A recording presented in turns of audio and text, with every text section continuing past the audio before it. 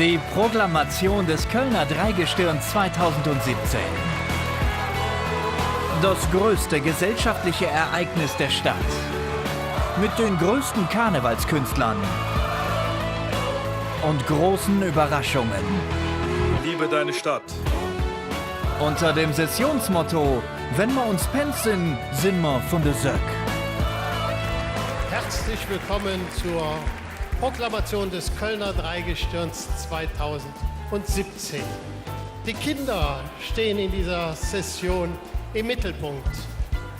Wir hatten im Festkomitee ein Kind sagen hören, sinngemäß: Bei uns im Kindergarten, da gibt es keine Ausländer, da gibt es nur Kinder. Und diesen Ausspruch fanden wir sehr schön, er berührte uns. Und aus diesem Grund haben wir das Motto kreiert: Wenn wir uns pensen, sind wir von der Söck. Das heißt so viel wie, wenn wir unsere Kinder sehen, ja, dann sind wir häufig sehr, sehr erstaunt. Meine sehr geehrten Damen und Herren, der Karneval lädt uns ein, wieder Kind zu sein. Schlüpfen Sie in die Rolle eines Piraten, eines Cowboys oder eines Tanzoffiziers. Vielleicht wollen Sie auch Funke Mariechen sein? Ganz egal, spielen Sie mit, werden Sie wieder Kind. Und eins kann ich Ihnen sagen: Im Kölner Karneval, da gibt es auch keine Ausländer, da gibt es nur Jecke. Und jeder Jeck ist anders und das ist genau gut so. Und darauf ein Hoch.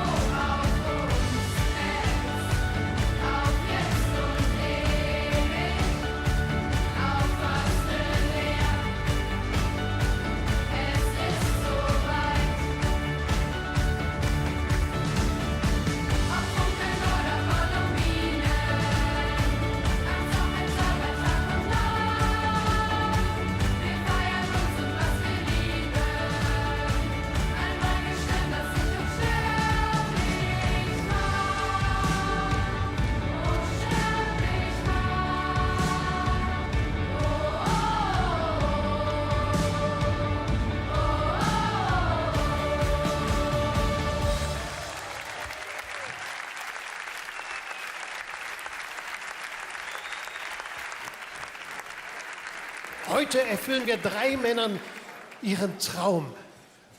Wir haben 2 Außendienstreporter. Sie werden von der Hofburg berichten und ich frage die 2, Luna und Marc: Habt ihr das Dreigestirn schon gefunden? Könnt ihr mich hören? Ja, wir können euch sehr gut hören. Hallo Markus.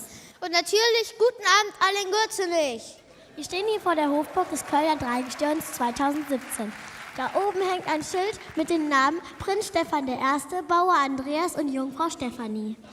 Vor 2 Tagen sind die 3 hier bereits eingezogen. Wir schauen mal, ob sie zu Hause sind und wie weit die Vorbereitungen für die Proklamation laufen. Wir melden uns dann später wieder bei euch, wenn wir sie gefunden haben. Bis dahin euch echt viel Spaß. Ganz herzlichen Dank, Luna, Marc. Wenn wir uns pensen, sind wir von der Söck. Hey! Wir sind für jeden Spaß an, ja, ja, ja. Wir sind für nix und keiner Bang, ja, ja, ja. Wenn die große Zone stand,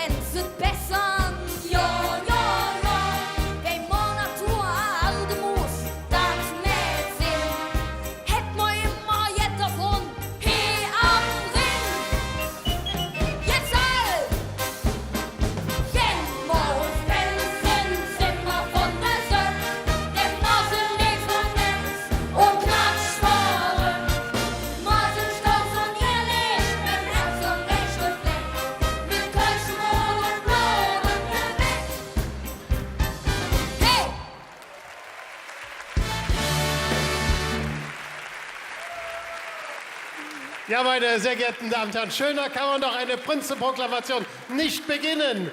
Das sind die Chorakademie Bergisch Land aus Solingen und Stefan Dahm. Euer Applaus. Und lieber Stefan, mein Gott, wie du das machst, das ist besser, geht's ja gar nicht. Du singst ja nicht nur toll, du unterhältst die Leute ja ganz fantastisch. Du bist echt eine Kölsche Jung. Und ich könnte mir auch vorstellen, dass du viel Karneval früher gefeiert hast und jetzt noch viel Karneval feierst. Sag mal, was ist eigentlich dein Traumkostüm im Fastelavn? Was willst du denn mal immer werden? Prinz, was sind's? Ja. Ja, gut, das kriegen wir ja hin. Wir kennen uns ja, ne? Wunderbar. Herzlichen Dank. Und jetzt schauen wir mal gerade bei Luna und Marc, unseren Außenreporter, nach und fragen einfach, habt ihr das Dreigestirn schon gefunden? Einen haben wir schon gefunden. Bauer Andreas. Der Hier ist designierte Bauer Andreas, sollen wir doch sagen. Ach so, haben die gesagt. Also, designierter Bauer. Aber was heißt das eigentlich, Andreas? Ja, im Moment sind wir noch auserwählt und wenn wir gleich rüberfahren in den schönen Gürzenich, dann werden wir von der Frau Reker proklamiert und dann sind wir auch wirklich das Kölner Dreigestirn. Was passiert denn da genau bei der Proklamation mit euch? Da bekommen wir von der Frau Reker die Insignien, also der Prinz bekommt seine Pritsche, die Jungfrau bekommt den Spiegel und ich bekomme die Schlüssel zur Stadt. Cool. Und dann ziehst du nachher diesen Hut auf. Was sind das denn für Federn? Genau, ich ziehe dann diesen Hut auf und dann ist mein Ornat auch komplett. Das sind Pfauenfedern und die stehen halt für die Wehrhaftigkeit des Kölner Bauern, weil der Pfau ein ganz besonderer Vogel ist, der auch zum Beispiel giftige Beeren essen kann und ist somit sehr robust und stellt halt damit auch diese ganze Wehrhaftigkeit ganz besonders gut dar. Aber der Bauer, da wo wir die Milch kaufen, der sieht ganz anders aus. Warum siehst du dich denn dann so an? Weil der Bauer, den ihr kennt, wahrscheinlich auch auf dem Feld arbeiten muss. Und bei mir ist es so, dass ich ja ein Amt bekleide, nämlich des Kölner Bauern. Und da ist das Ganze eine Amtskleidung und die sieht dann so festlich aus und komplett. Wie viele Federn sind das denn? Das sind 125. Wow. Und zwar ist das aus der Historie begründet, dass die 125, die Quersumme ergibt 8. Und wenn man diese 8 auf die Seite legt, ist das Unendlichkeitszeichen. Und das steht halt auch für die Standhaftigkeit und Wehrhaftigkeit des Kölner Bauern. Hast du denn einen Tipp, wo wir die Jungfrau finden können? Das finde ich ganz schön cool, was du da machst zum Harzenfeld, ne?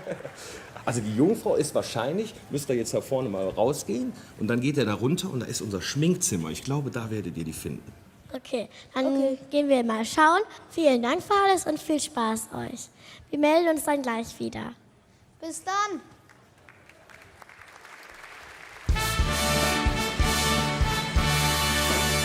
Vielen Dank an die zwei da draußen. Jetzt haben wir es mit einem Profi zu tun. Er kennt sich richtig aus bei Kindern und Jugendlichen. Er ist selber Lehrer für Geschichte und Latein. Hier kommt der Hausmann, Jürgen Beckers.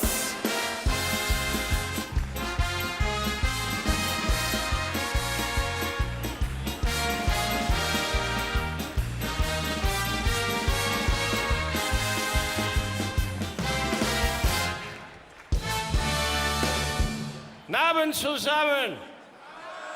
Abend zusammen! Ja, ich hab schon eine Kölsch. Ich muss mal trinken, ich komme aus Düsseldorf. Ja, ich weiß, ihr würdet jetzt lieber nach draußen eine Kölsch trinken gehen, aber ich hab verfügt, während der Rede gibt es nur alt. Ja, ich weiß, der erste Redner hat es immer am schwersten. Und ich kenne das, früher hatte ich noch mehr Angst und war immer ein bisschen enttäuscht. Ich habe immer gesagt, wenn ich rede, dann gehen die Leute raus während der Prinzenproklamation. Dann hat mir ein echter Kölner gesagt, Jung, dann gehörst du erst dazu.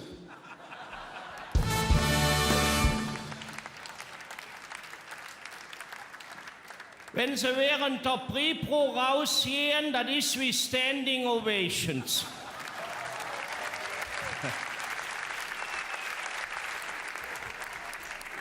Und die Prinzenproklamation hat natürlich einen besonderen Charakter, Pripro. Das merkt man als einer, der von außen kommt, noch mehr. Das ist wie Dschungelcamp, aber andersrum. Hier sitzen nur A-Promis und alle rufen, ich bin ein Star, hol mich da rein.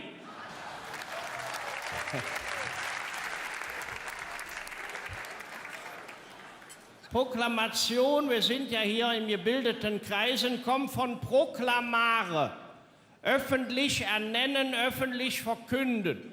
Und das hat natürlich was Monarchisches oder Triumvirales. Das ist ja hier so ähnlich wie in Bethlehem, aber ein bisschen anders.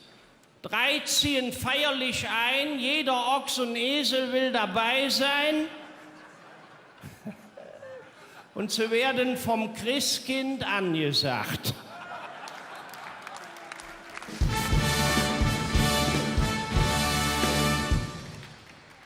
Und Triumvirate, meine Damen und Herren, das ist ja hier ein gebildetes Publikum, die kennen Sie ja. Das erste Triumvirat, Caesar, Pompeius, Crassus. Und später in der SPD Brandt, Wehner, Schmidt. Und heute Gabriel Oppermann-Nahles. Das ist wie eine Mutation von den Heiligen Drei Königen zu den Wildecker Herzbuben mit Frauenquote.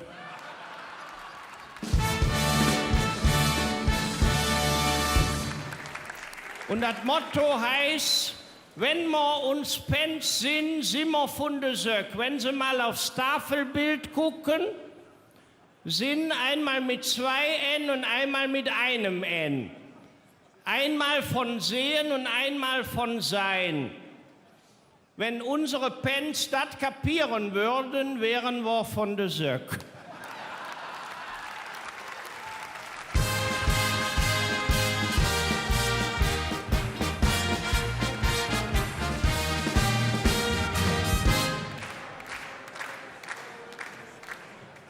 Ich meine, seien wir ehrlich, es ist eine andere Generation, es sind andere Pens. Ne, wenn du denen sagst Sinn, da sagen die, das heißt nicht Sinn, das heißt SIM. SIM-Karte, so wie Code oder Puck. Wir kennen Puck nur von der Haie.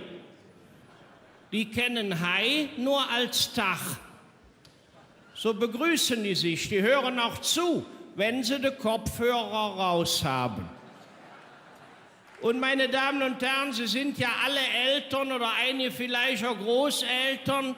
Sie wissen ja, welche Rolle diese Generation uns zuweist. Wir sind Taxi. Wir dürfen unsere Kinder und Enkelkinder überall rumfahren und die Elterngespräche sind dann auch wie Fahrdienstbesprechungen. Du bringst Sven um 3 Uhr zum Schwimmen, dann hole ich Dustin um 4 Uhr bei der Ergotherapie ab. Und wenn du Tina mit vom Ballett bringst, dann kann ich in einem Dennis zum Tennis fahren. Und wenn die dann in die Pubertät kommen, kriegen wir auch Nachtdienste. Das ist ja heute so, die gehen heute zu einer Zeit raus, da kriegst du früher Probleme, wenn du nach Hause kamst.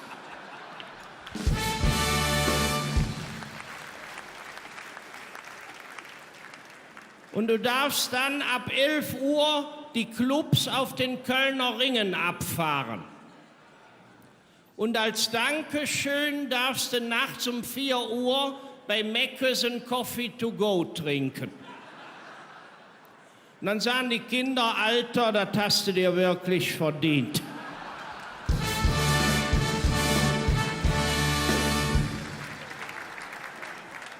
Und es wird natürlich darüber diskutiert zwischen den Eltern, zwischen Mann und Frau. Man sagt, du lässt viel zu viel durchgehen, ich bin konsequenter. Und das Thema Aufräumen, das kennen Sie ja, meine Damen und Herren, ist ja schon zwischen Mann und Frau so. Seien wir offen, die Frauen sind ordentlicher. Ausnahmen bestätigen die Regel. Ich kann ja nicht wie Markus Namen nennen. Und das ist ja so, wenn die Frauen dann mit uns Männern schimpfen, die erniedrigen sich selber, wenn sie aufräumen und erhöhen den, der alles liegen lässt. Die sagen dann, der Herr lässt alles liegen, der Idiot kann es wegräumen. Seine Majestät lässt überall alles rumliegen, das Arschloch tut es weg. Sag, Schatz, mal weiter, so werd ich noch Papst.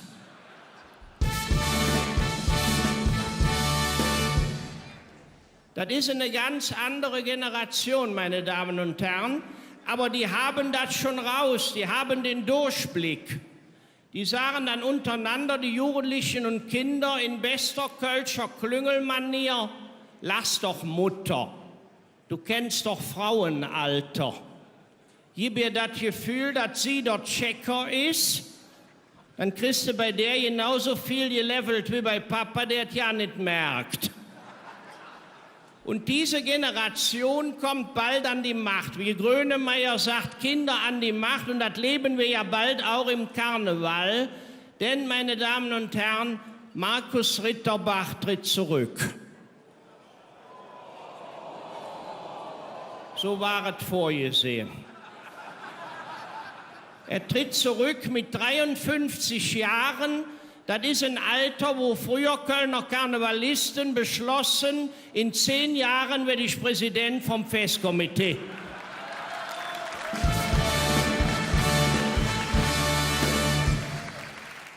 Ja, hier hat ein Generationswechsel stattgefunden.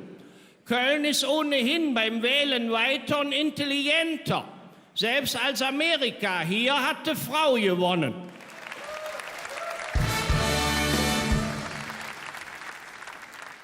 Markus Ritterbach tritt ab mit 53 Jahren. Die Besten gehen früh. Vielleicht hat er sich deswegen als Nachfolger einen Bestatter gewünscht.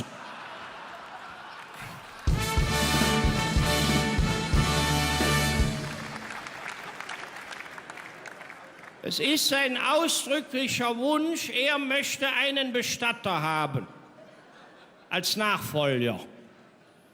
Das war ganz konkret, die anderen Vorstellungen waren eher wüst.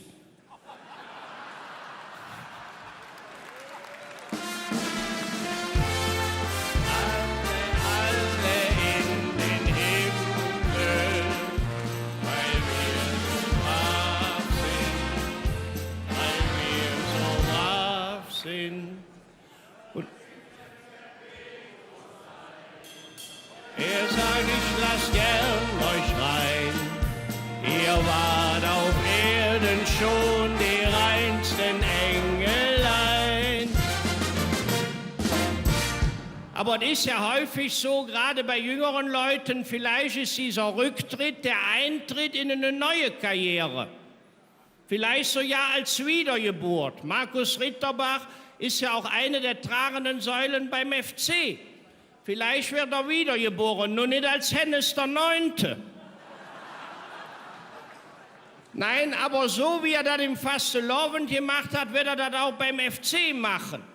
Mit Markus Ritterbach wird der FC da stehen, wo der Fastelovend in Köln schon immer gestanden hat, Champions League.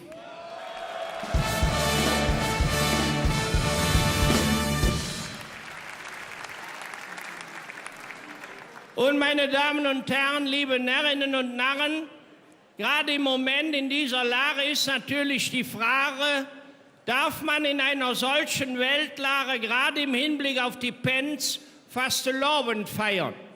Nein, man darf nicht, man muss.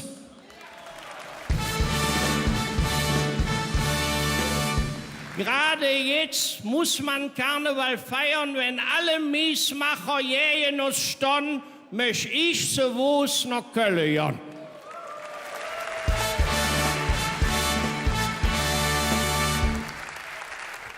Wir haben in den letzten Monaten und Jahren so viele Demonstrationen gegen etwas erlebt, meine Damen und Herren. Der Kölsche Fastelovend und der Rosenmontagszug ist die größte Demonstration für etwas. Für die Freude, für das Leben, für die Pens.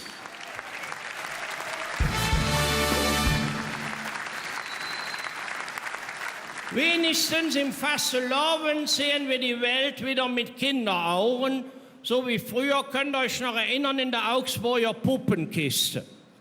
Aber Köln ist keine Insel mit 2 Bergen, sondern eine Insel mit 2 Türmen, die Türme vom Dom.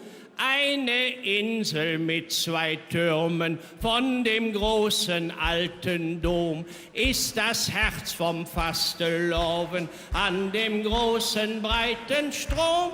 Und ich darf dann bald dabei sein, hier als Hausmann treu und brav. Ich sag euch nun allen Danke, ihr wart super und Allah.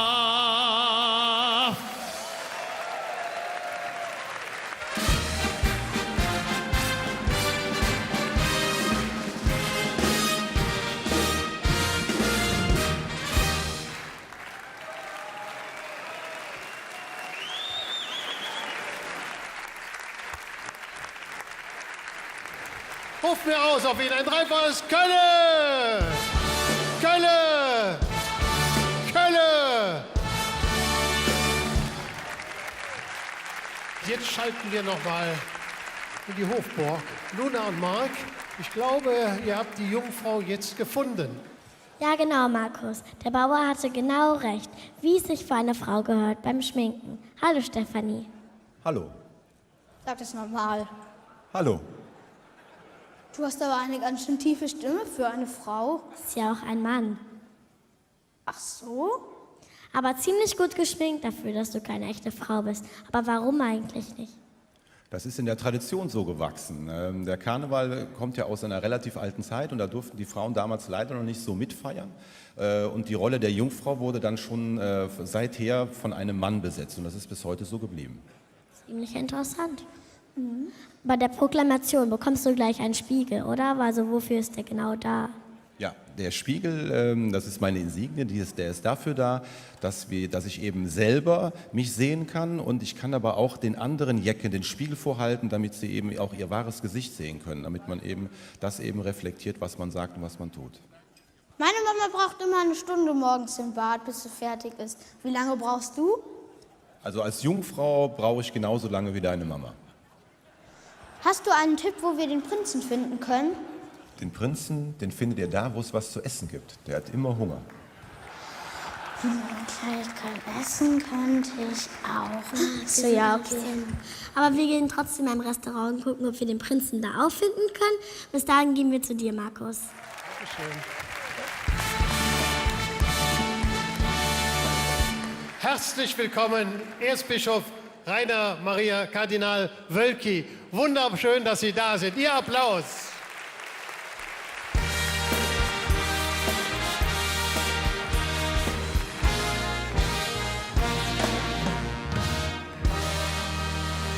Sie sind ja nun auch ein richtig Kölscher Jung, kann man so sagen. Sie haben sich als Kind auch Karneval gefeiert. Können Sie sich an irgendwelche schönen Dinge erinnern, die Sie so erlebt haben im Fasteloven? Ja, ich komme ja aus so einer kleinen Siedlung im rechtsrheinischen, Bruder Klaus, Franz Meurer und so. Das sind ja auch Leute, die daherkommen. Und das Tollste war eigentlich, dass wir einen eigenen Jugendkarneval damals organisiert haben und einen Karneval, wo nachher auch die Spitzenkräfte kamen, Weltenbummler und so. Das Großartigste daran war eigentlich immer das Vorbereiten, das Nachbereiten, die Gemeinschaft. Das war das Schönste. Und hatten Sie ein Lieblingskostüm? Ja, wie das so damals war, Clown, man hatte nicht allzu viel und das war so die Zeit mit den Winnetou-Filmen, die da groß waren. Es gab natürlich keine Alternative. Man musste Cowboy oder Indianer sein, Pierre Brice, Old Shatterhand und so weiter, Lex Parker, das war so die Zeit und das war eigentlich das Schönste. Und träumen Sie davon, einmal Mitglied im Kölner Dreigestirn zu sein oder träumen Sie eher davon, Papst zu werden?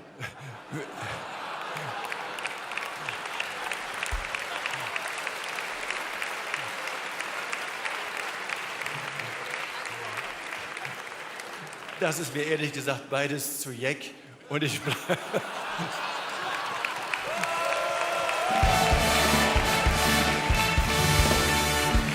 Und ist es nicht wunderbar, solch einen Kardinal zu haben? Ihr Applaus!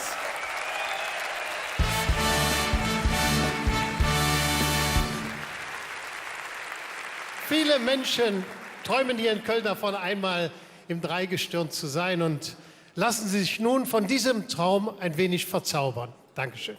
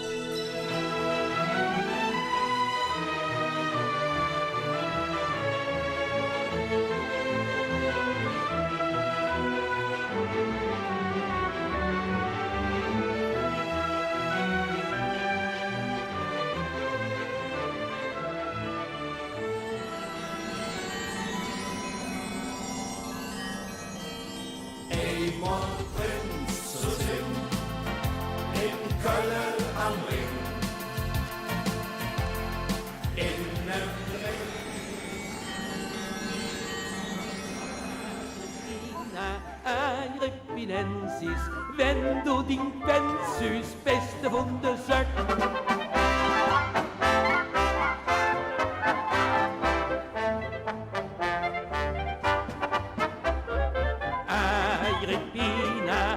Agrippinensis, wenn du din Benzys beste Wunder sagt.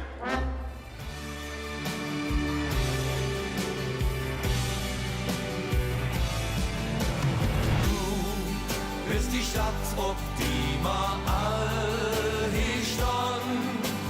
Du hättest uns als Mensch schon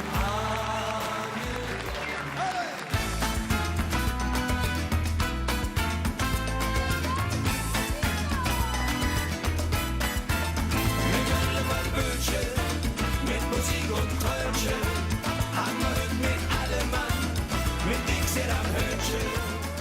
Ein Besuch im Zoo. Oh, oh, oh, oh. Nee, was ist das schön? Das ist wunderschön. Ja. Und wie geht durch, da sind die Elefanten. Nee, was sind die dick?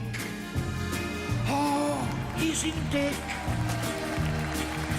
Unbelurter Denne, uns ihr Quanten. Die sind so dick, die sind unwahrscheinlich. Und wir ja mit dir, denn es sind uns Roget für alle immer.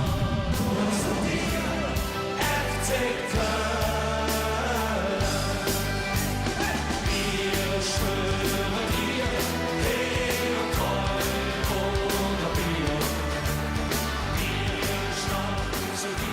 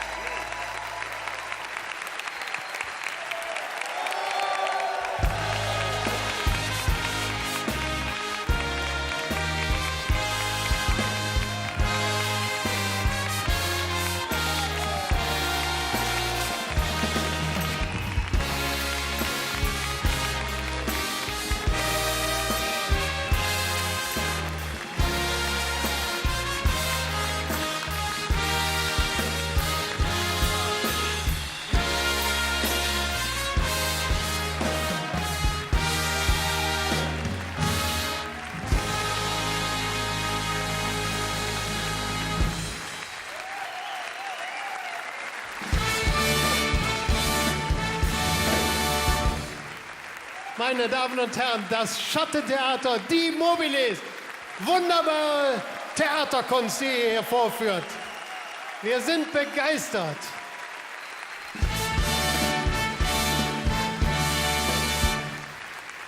Erstmals ist das Kinderdreigestirn auf der Bühne im Gürzenich bei der Proklamation dabei. Herzlich willkommen den 3 kleinen Herrschern.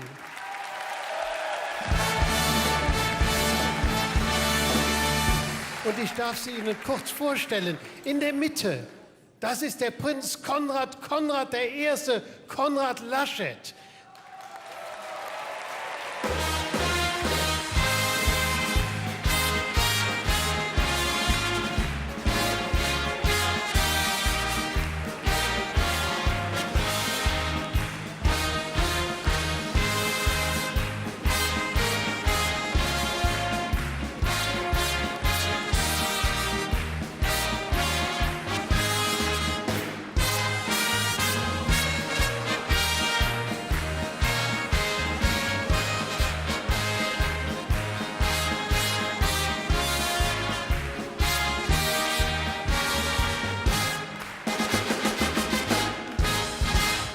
An seiner Seite der Bauer Jonas Laurenz Bayertz. Herzlich willkommen.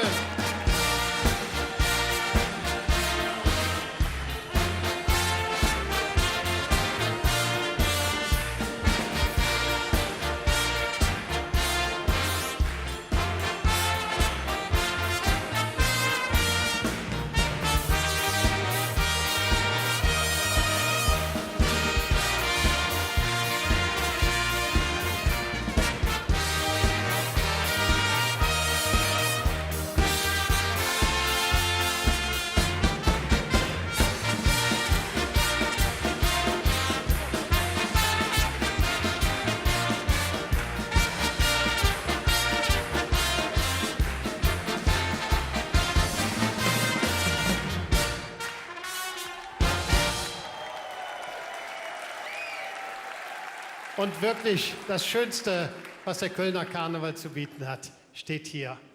Die Kinderjungfrau Carla Marie Kott.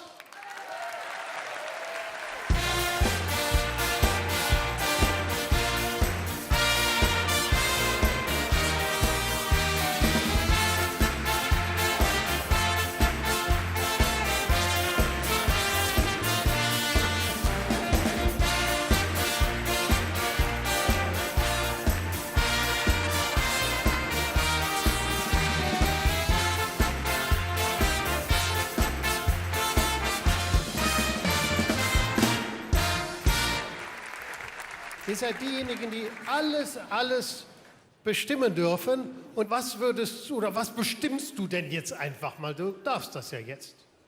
Ich bin Jungfrau Clara und bestimme ab heute, dass die Eltern das Kinderzimmer aufräumen. Sehr gut, und das gilt bis Aschermittwoch, ja? Also, liebe Eltern, Kinderzimmer aufräumen.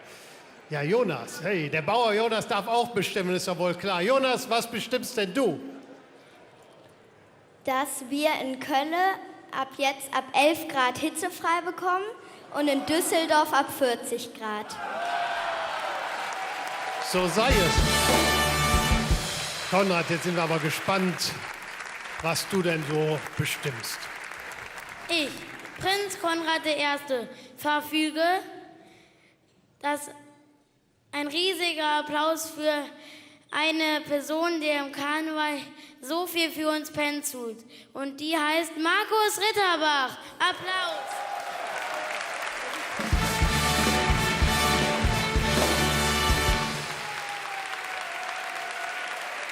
Okay, wenn wir beim Thema sind, hätte ich gerne mal die Elisabeth Konin hier. Ist die da? Ist die irgendwo hier?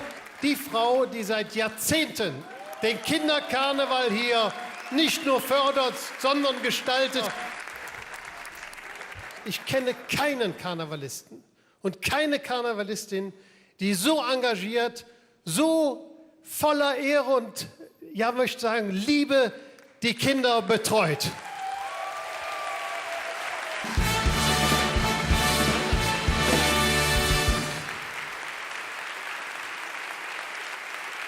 Bei dem Motto haben wir uns überlegt, was wir nie machen würden normalerweise und was mir großen Ärger wahrscheinlich Heimsen wird. Wir werden der Elisabeth jetzt einen Verdienstorden deswegen für ihr Engagement verleihen. Der Verdienstorden in Gold mit Brillanten, den normalerweise nur einige wenige Präsidenten jeweils bekommen haben. Aber ich kann beurteilen, wir können beurteilen im Festkomitee, dass Elisabeth Konin den wahrlich verdient hat.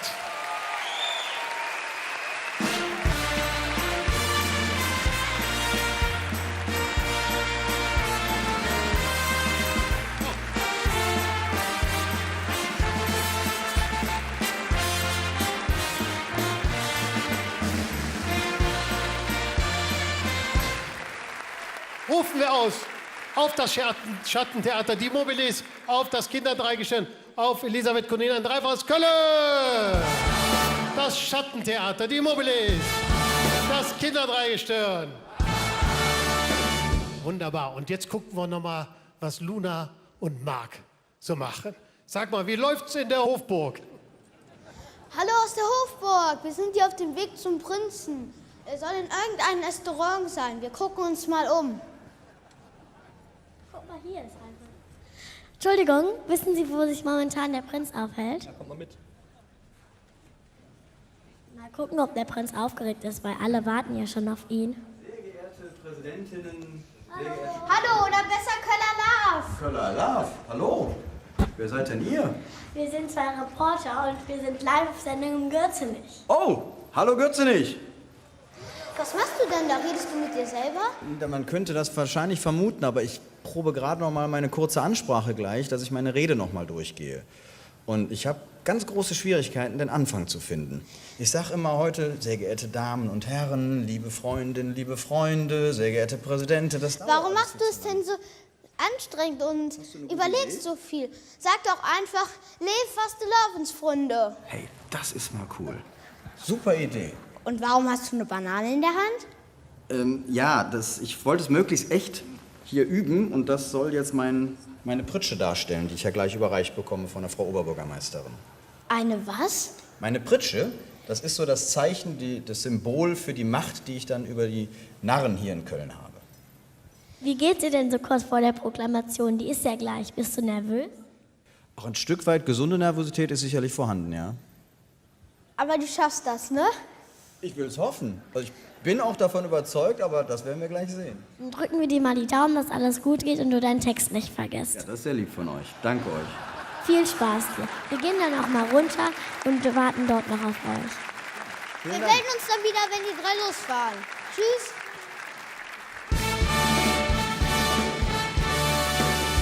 Wunderbar, diese 2. Ja, meine sehr geehrten Damen und Herren, liebe Karnevalsjecken, wir hören jetzt einen Redner aus unserer Akademie. Er ist jemand, der eine ganz besondere, eine wichtige Rolle verkörpert. Er nimmt alle Sünden von uns auf.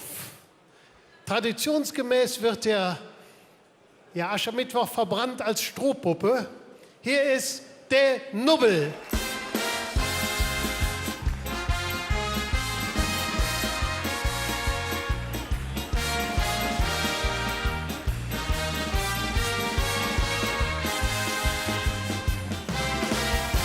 Frohlocket, lief Kölsche, Ihre Erlöser ist wieder da.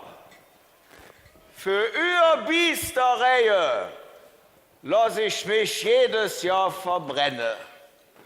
Und stand dann auch noch hier Rat für Glück, die ich persönlich ja nicht kenne. Und was ist Ihre Dank dafür? So hängt ihr mich selbst bei Tiefegern zu der Tür. Darüber mache ich mir jetzt keine Kopf. Fastelavond zusammen. Sind ihr gut drauf? Wenn wir uns Pens sind wir von der Söck. Und die beste Pens, die du so fingst, die Level zwischen Esch und Pfingst, zwischen Worringe und Wahn. An Kölsche Pens kütt keiner dran.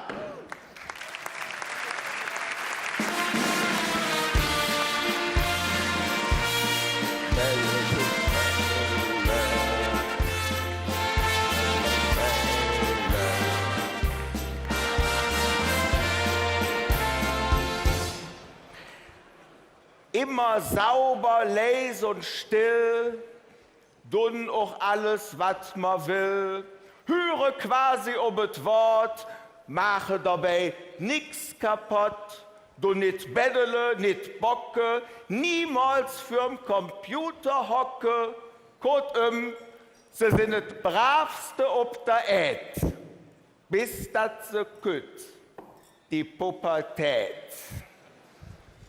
Und wofür her, süße Pens, herrsch ob einmal, Renitenz, Alter. Weil das Oberste von der Geschosse, welcher Umbau, ist geschlossen. Unsere Hormone rebellieren. Das könnte uns Erwachsene ja niemals passieren. Am Ende gilt aber Jeck, los Jeck, Lanz.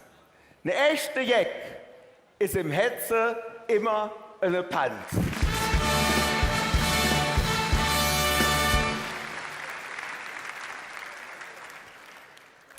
Und damit wäre ich ja bei euch. Ihr seid ja quasi wie meine eigenen Kinder. Ihr Leben, kleine, süße, kölsche Sünder, Kläfputze, Senke, Grade, Kribbenbisser, Fütschesfüller, Schrubsüffer, Mümmesfresser. Und all seid ihr von kölschem Blut und kennt euch untereinander jod. Ein Kläfputz hockte 40 platt, ne Fütschesfüller jähen an se Pack, Senk und Grat sind jod bekannt. Schrubsüffer und Mümmesfresser so ja direkt verwandt. Wann die zwei nämlich schon am weht, dat ne drüje Abend weht. Dat war wiederum nix für ein Senk. Apropos, kommen Sie ein Senk ganz ohne Radau in ein Wirtschaft, bestalten 3 Kölsch, 3 Schabau. Nach der 5. Rund, dann kommt der Wirt und fragt ihn, Jung, ist mit dir jetzt Schlimmes passiert? Nö, sagt die Senk, bei mir ist alles klar. Ich feiere nur einmal in Gedanke im Jahr mit meine 2 Brüder. Der eine lebt in der USA und der andere in Südafrika. So ging das Spielchen ein paar Jahre, immer 3 Kölsch, dazu 3 Chlore, bis eines Tages er kommt vorbei und bestalte von jedem Gebing nur 2. Der Wirt kam und fragte voll Sorg und voll Nut, Jung, ist einer von denen 2 Brüder, du? Nö, sagt die Senk, die sind allät, denen dät nix wie. Nur ich han beschlossen, ich trinke nix mehr.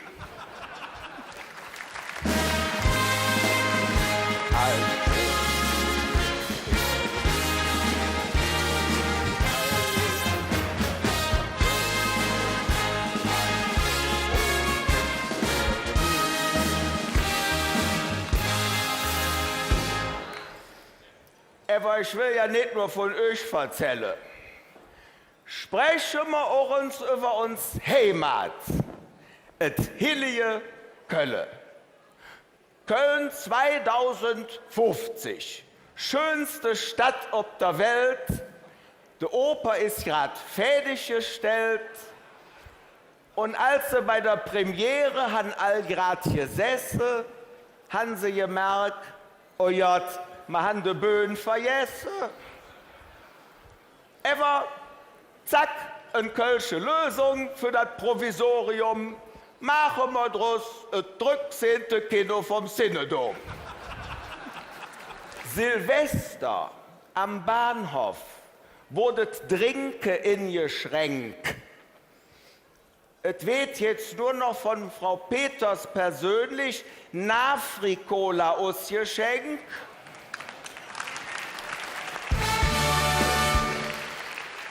Und die mit neuer Rezeptur. Ein bisschen Koffein, der Rest Testosteron pur. Heulmat, noch am 5. Versuch, das Pflaster endlich passt. Dank der Experten der Firma Leukoplast. Die kommen wegen einem Ratsbeschluss. Endlich kennt sie es in Köln einer mit Pflaster aus. Und sonst? Kein Straß, kein Brück ist mir verstoppt. Alles fließt, Pantarei, alles flupp. Aufwache!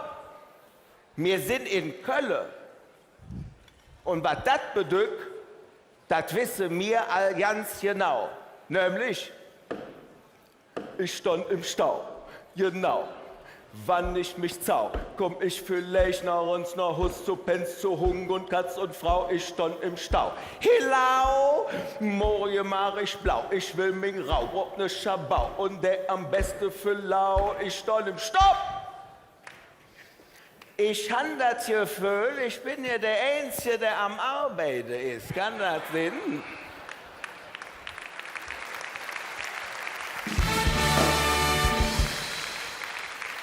Pass auf, ich habe eine Idee. Ich mache den Text und ihr macht dort so, wie nennt man das, der Krawall, der Rhythmus, die Beatbox. Beatbox ist ganz einfach, ihr sprecht mir nach. Bist du bekifft, bist du bekifft, bist du bekifft, bist du bekifft, bist du... Stopp! Das macht uns Jod, das ist das erste Like. Jetzt lassen wir einfach die Vokale fort.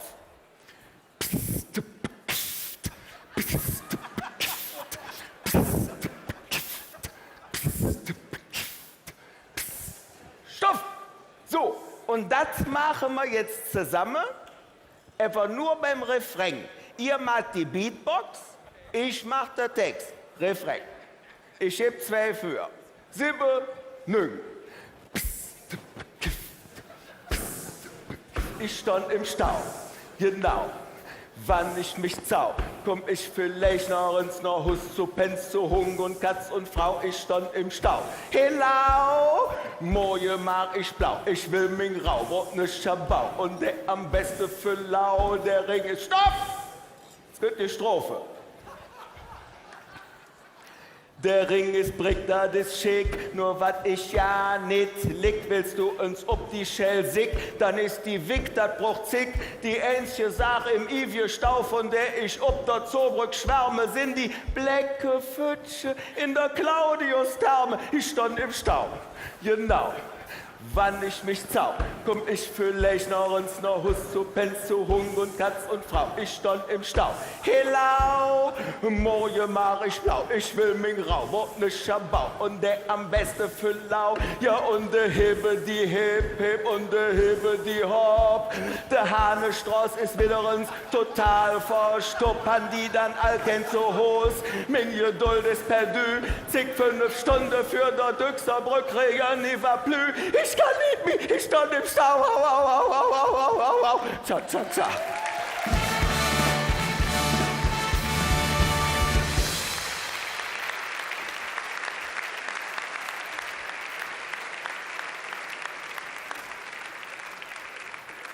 Aber ich stand ja lieber in Köln im Stau als montagsabends in Dresden.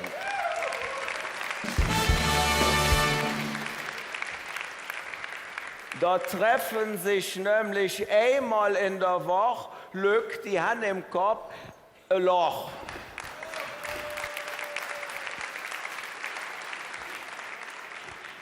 Lügenpresse, Lügenpresse, Merkel muss fort, Putin hilft, ja der, du lieber Jott.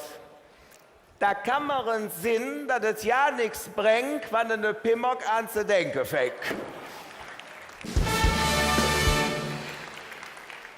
Apropos, ich habe jetzt rausgefunden, was Pegida ähnlich bedeutet. Pimmocke erleiden Gehirninkontinenz durch Altbierkonsum. Ja, und wo sich treffe solche Lück, da ist der AfD nicht weg. Ne Mensch, der sich zur AfD bekennt, der Volksmund kurzum After nennt. Ein After hätte ein große Schnüss, aus der sich Brugge Zaus erjös. Und wenn die Zaus am After kläft, dann nützt noch nicht ins After Schäf.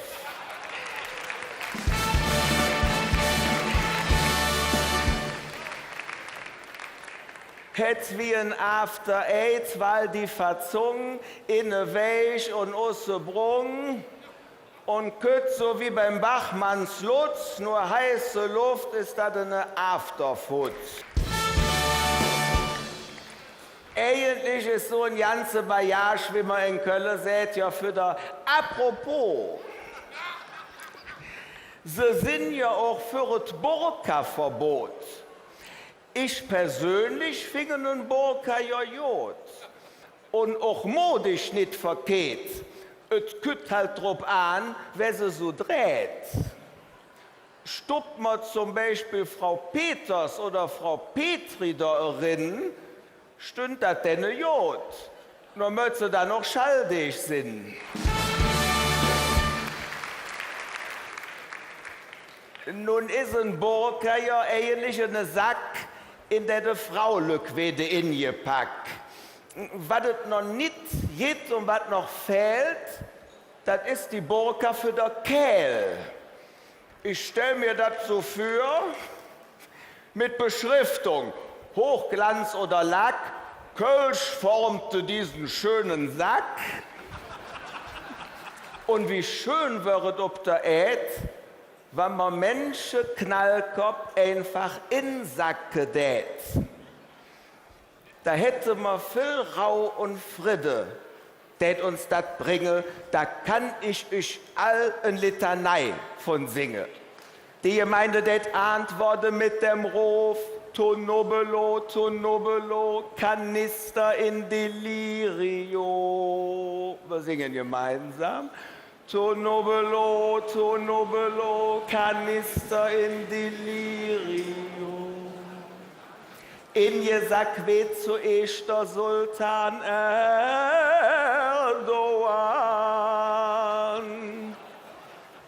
Der ist dann nämlich auch ein Strahan.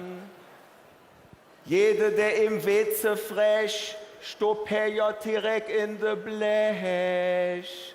Schuld bin ich das sowieso, Tonobelo, Tonobelo, Minister in Delirio.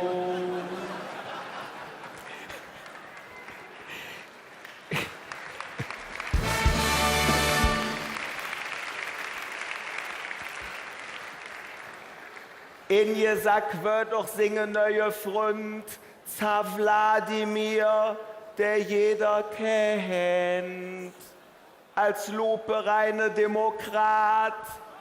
Dabei ist er ein ganz gewöhnlicher Nümatsgrat. Schuld bin ich das sowieso, Tonobelo, Tonobelo, Kanister in Delirio. In je Sack weht als Dritter der Trump, der fussige Fendt. Inklusive singe Motto Fütsches Föhler for President.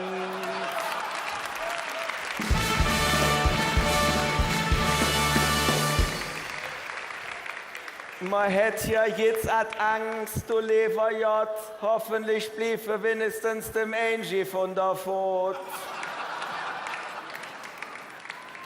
Schuld bin ich das sowieso, Tonobelo, Tonobelo, Magister in Delirio.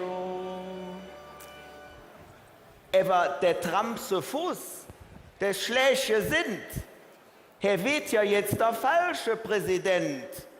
Eigentlich war seine Idee, Ritterbach Nachfolger beim Festkomitee.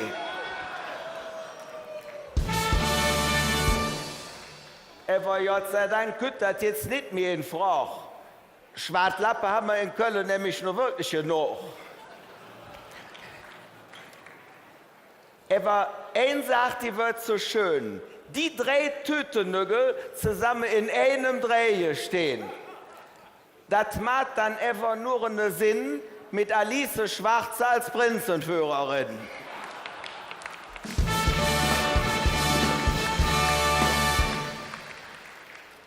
Drum freu dich, lieb Glück, dat der Nubbel is alletzens, wird doch bekloppt, mal ich he ob unserer schönen Ed.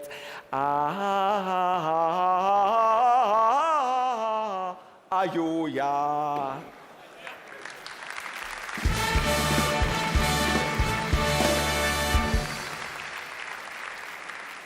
Ja, und da sind wir am Schluss wieder beim Fastelovend. Wann wir feiern Karneval, kommen sie von überall. Das ist schön. Aber es gibt auch Jäcke, die denken, dass sie in Köln könnte machen, was sie wollen.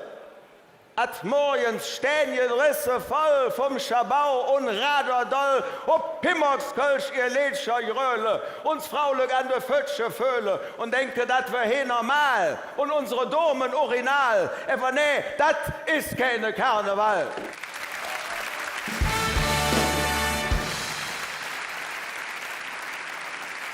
Der Fastelovend ist ein ganz zerbrechlich Ding. Der ist ganz fein und fing, wie ein kleines Quöschen.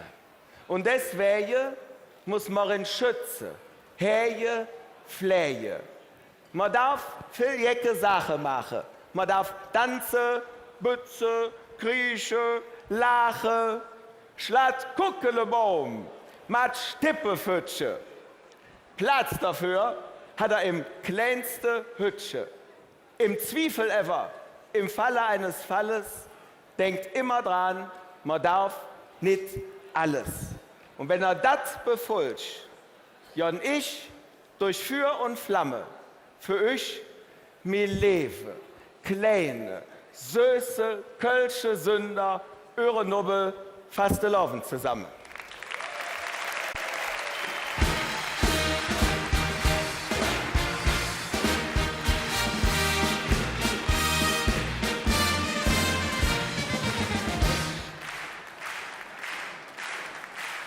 Ja, ein wahrhafter Erlöser und wir haben ihn alle so dringend nötig. Den Nubbel Michael Hehn.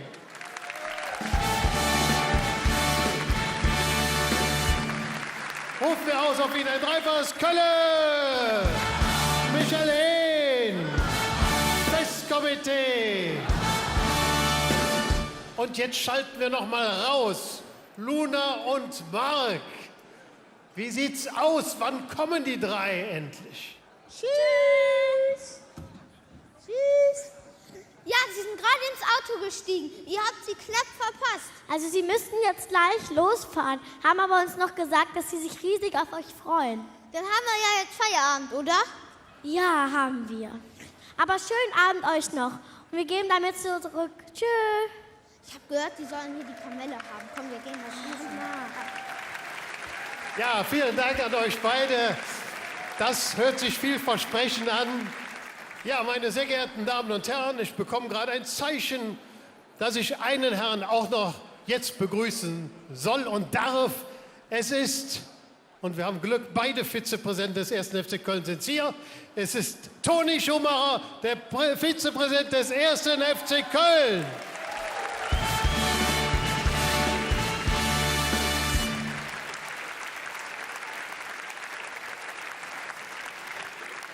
Lieber Toni, du bist auch eine Kölsche Jung. Ich weiß, du hast schon mit den Höhnern mitgesungen. Du bist wirklich textsicher. Du kennst Karneval in- und auswendig. Was war denn so dein schönstes Kindheitserlebnis im Fastelovend? Ja, ich lebe und liebe Karneval. Ich komme natürlich auch aus einer Familie, die Karneval auch gelebt hat. Mein Papa und meine Mama waren Funke Major und Funke Mariechen in Düren. Und irgendwann hat meine Schwester und ich haben uns dazu entschlossen, auch das zu tanzen, nachzuahmen, zu probieren. Und dann waren wir irgendwann mal das jüngste Tanzpaar in Düren. Und 2 Dinge sind bei mir hängen geblieben. Auf der einen Seite gab es ganz viel Schokolade und Pralinen nach jedem Auftritt, aber bei mir persönlich ist natürlich auch hängen geblieben die Spitzebüste von den Mariechen. Das habe ich bis heute nicht vergessen und deshalb gehe ich auch immer wieder gerne zu unseren Sitzungen. Sag mal, es gibt das große Gerücht, dass beim Zug, als du als Kind am Zugrand standst, keiner neben dir stehen wollte, weil du alles weggefangen hast. Du konntest damals schon so gut fangen, stimmt das? Ja, das weiß ich nicht, ob das stimmt, aber fangen konnte ich immer gut. Aber ich möchte unserem Kardinal noch ein Angebot machen. Wenn er sich irgendwann mal traut, dann wären wir schon zu zweit. Im Dreigestirn? Im Dreigestirn, ja genau. Okay, das war die Provokation. Wir brauchen einen dritten Kandidaten. Hand hoch. So, meine sehr geehrten Damen und Herren, wir können weitermachen.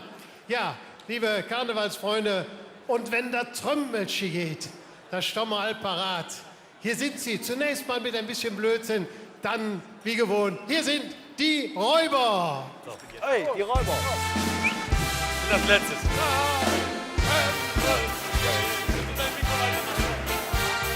Ah.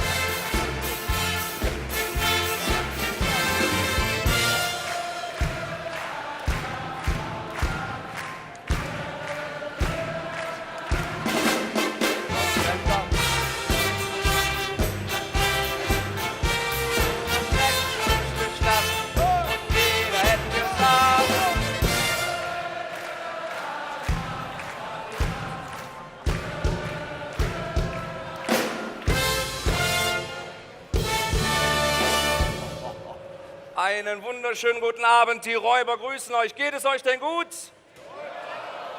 Ich stelle die Frage gerne nochmal. Geht's euch gut? Wie ihr seht, wir sehen heute etwas anders aus als gewohnt. Das hat seinen Grund. Aber vorher möchte ich kurz mal hier zwei Gäste begrüßen, die mir wirklich wichtig sind. Das ist einmal der Toni, der ist ja hier vorne, ne? Grüß dich, mein Lieber. Hoffentlich können wir das Trommelchen oft hören. Ja, das hoffe ich auch. Ja, jedes Trommelchen ein Tor, dann läuft das. Dann haben wir hier die Frau Oberbürgermeisterin, die sitzt hier vorne. Und die wollte ich immer mal was fragen, Frau Oberbürgermeisterin. Bevor Sie in Ihr Amt gekommen sind, haben Sie doch bestimmt mal gearbeitet vorher, oder?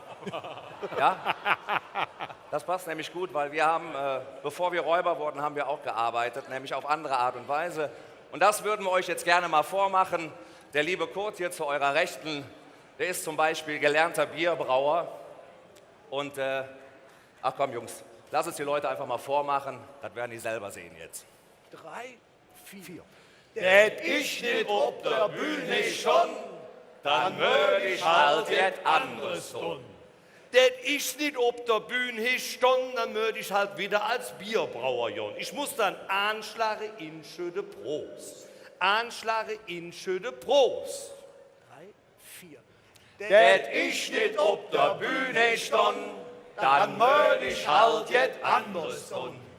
Det ich nicht ob der Bühne stand, dann würde ich halt als Schlosser jon. Ausmesse, Schweiße, war nix. Ausmesse, Schweiße, war nix. Anschlage in schöne Prost. Anschlage in schöne Prost. 3, 4.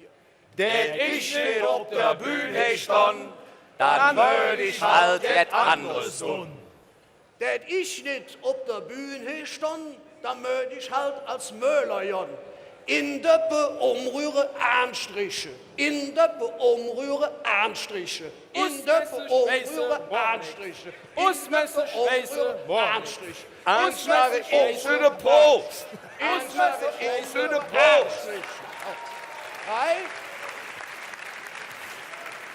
4.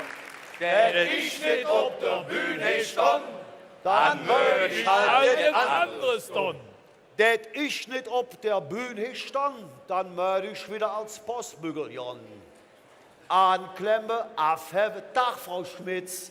Anklemme, aufhebe, Tag, Frau Schmitz. Anklemme, aufhebe, Tag, Frau Schmitz. Anklemme, aufhebe, Tag, Frau Schmitz. Ausmesse, Schweiße, Frau Schmitz. Ausmesse, Schweiße, Frau Schmitz. Ausmesse, Schweiße, Frau Schmitz. Ausmesse, Schweiße, Frau Schmitz. 3, 4.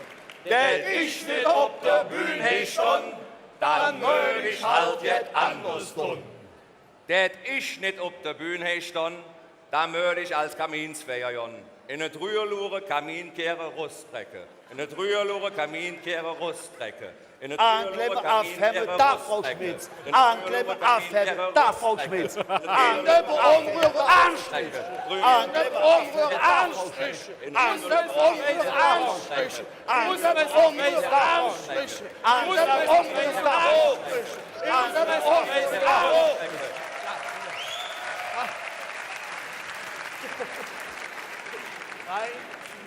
Der ich nicht auf der Bühne stand, dann würde ich halt jetzt anders tun.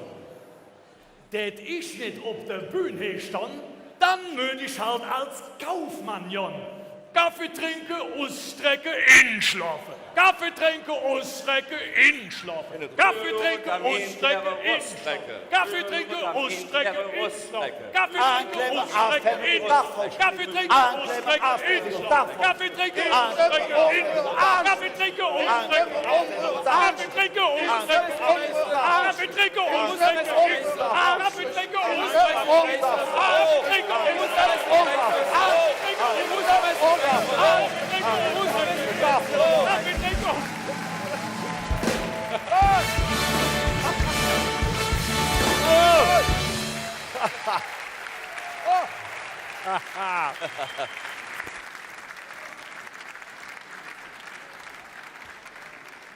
So, ihr Lieben, das war unser kleiner Ausflug in ein bisschen Blödsinn. Und wir freuen uns ganz besonders jetzt für euch ein bisschen Musik zu machen. Denn genau das, was wir ja heute gemeinsam tun, das ist Heimat.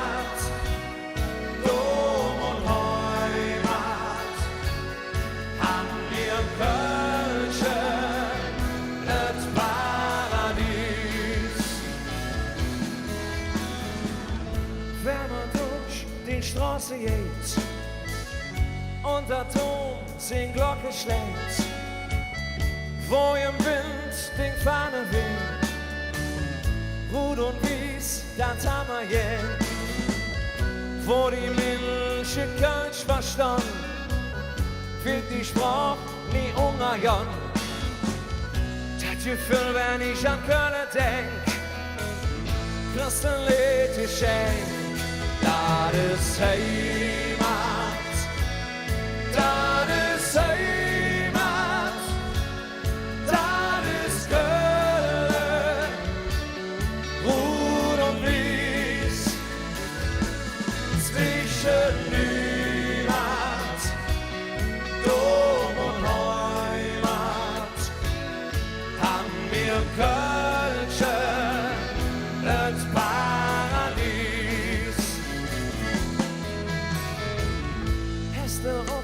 Den Ehenart, das ist was dich Ehen macht, bis uns Trümmer abgebaut und manch Fleck haben wir versaut. Doch den Ziel, die Tradition ist für ewig Dinge du.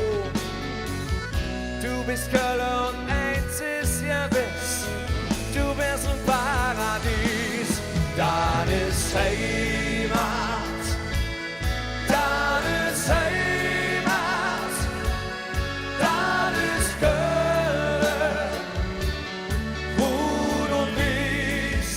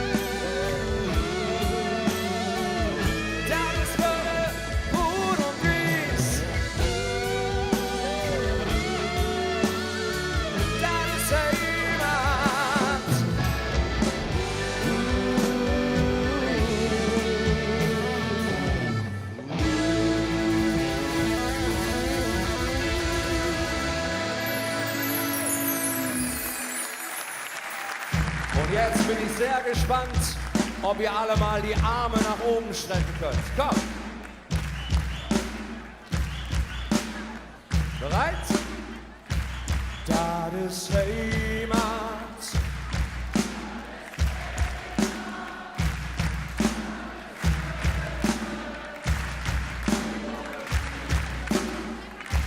Zwischen niemand.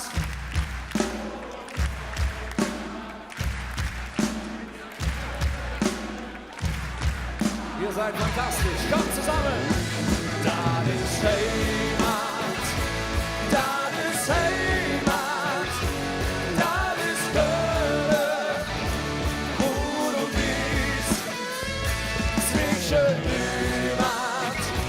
Dom und Heimat. Ja, da haben wir Kölsche. Das Paradies.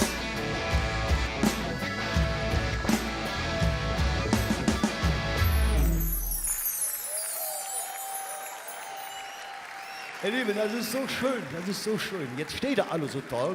Jetzt wäre es toll, wenn ihr euren Nachbarn noch mal in den Arm nehmen würdet und gleichzeitig mal einen kurzen Gedanken daran verschwendet, wie oft jeder von euch im täglichen Sprachgebrauch das Wort eigentlich benutzt. Ist uns selber aufgefallen, wir in jedem zweiten Satz, ja ähnlich, könnt man ja noch ein Bier trinken, Jan, ne? Oder ähnlich möchte FC uns wieder am deutscher Meister werden. Ne? Eigentlich könnt ihr das Lied Dreck mitsingen und eigentlich, so heißt unser neues Lied, es geht los. Eigentlich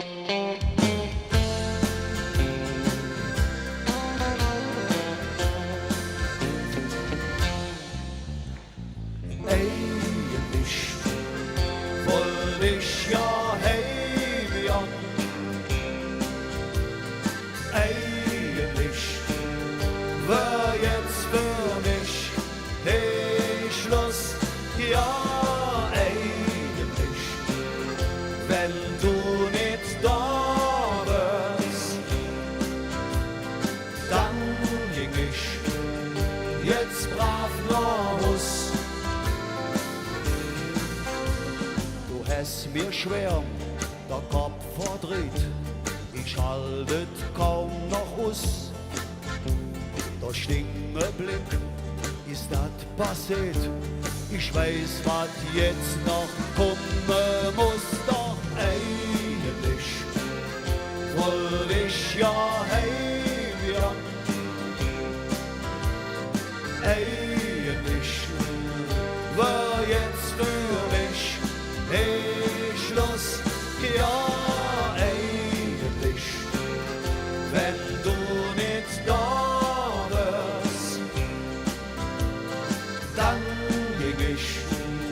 jetzt brav nach Haus.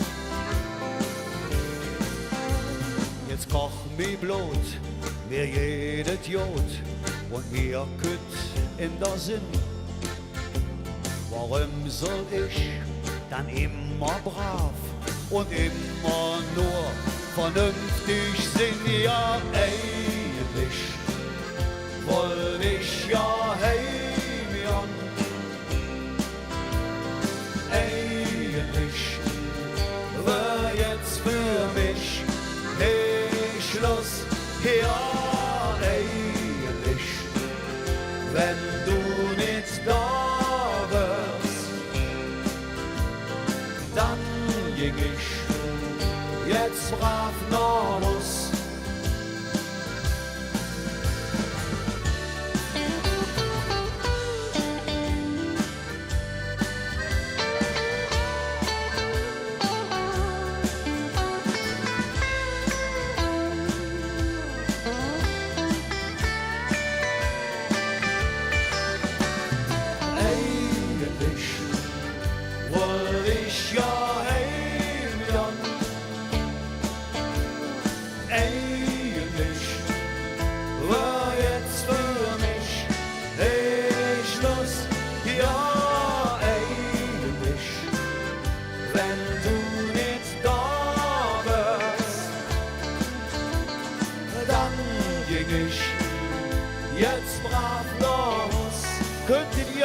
versuchen zu singen.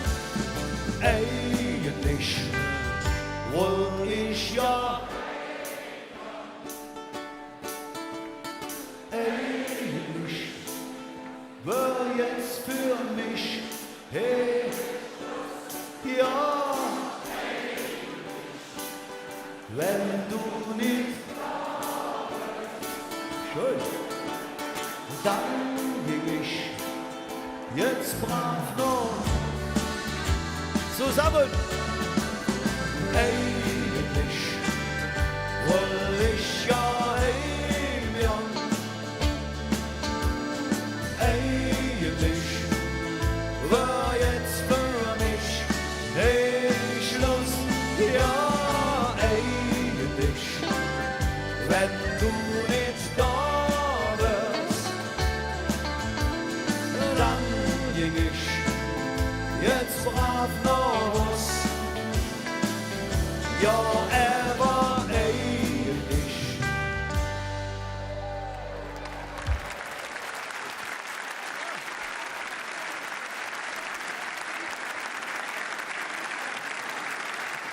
Ihr Lieben, für mich ist es jetzt die letzte Session als Musiker. Und das ist natürlich schön, dass ich jetzt nochmal das Vergnügen habe, heute hier auf der Proklamation auftreten zu können. Und ich habe mir überlegt, wenn ihr Lust habt, singen wir jetzt noch mal mit euch alle zusammen noch mal ein paar von den ganz alten Liedern. Wollt ihr das hören? Ja.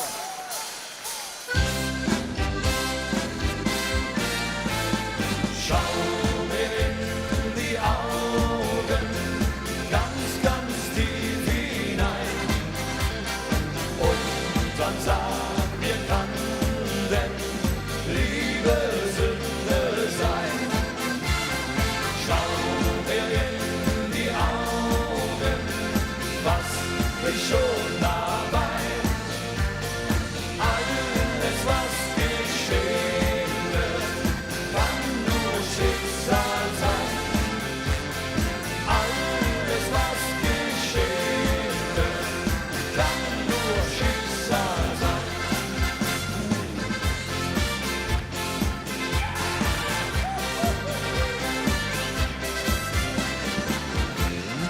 Welche junge Lütze jung, wie die Stars in Hollywood.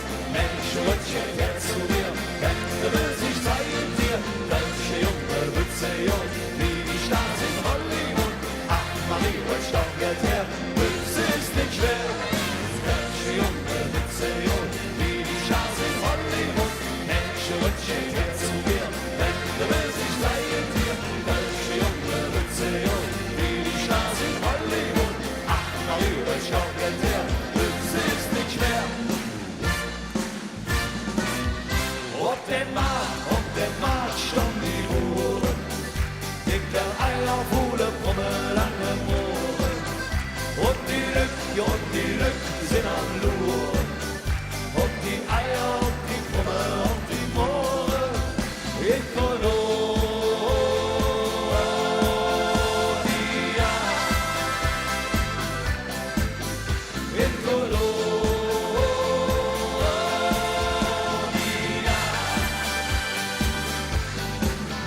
Op den Markt stond die Uhren, dicke Eier, Fuhle, Brumme, lange Mohren.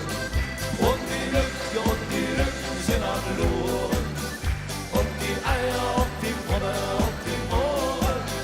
Und die Eier, und die Brumme, und die Mohren. Op den Markt stand die Uhren.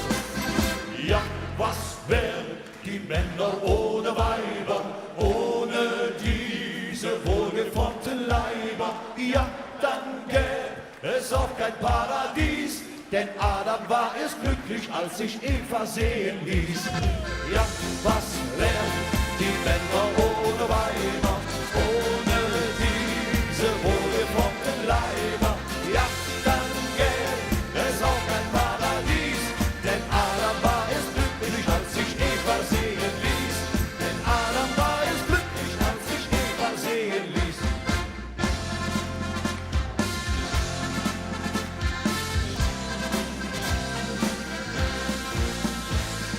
Jedes Jahr im Winter wieder schneit, blüht auf Fastelavend und wir sind all bereit. All die Kölsche Jäckel, süd mal auf der Straße, selbst wenn längst der Pax, der weiß jetzt jedes wieder los. Denn wenn das Trömmelsche geht, da stoppt mal parat und man trennt durch die Stadt und jeder hätte gesagt, ja, was denn?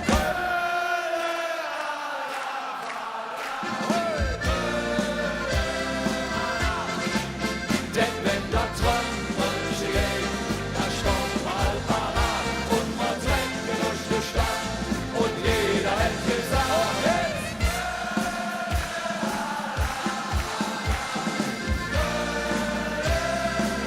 Für den FC. La la la la la la la la la la la la la la la la.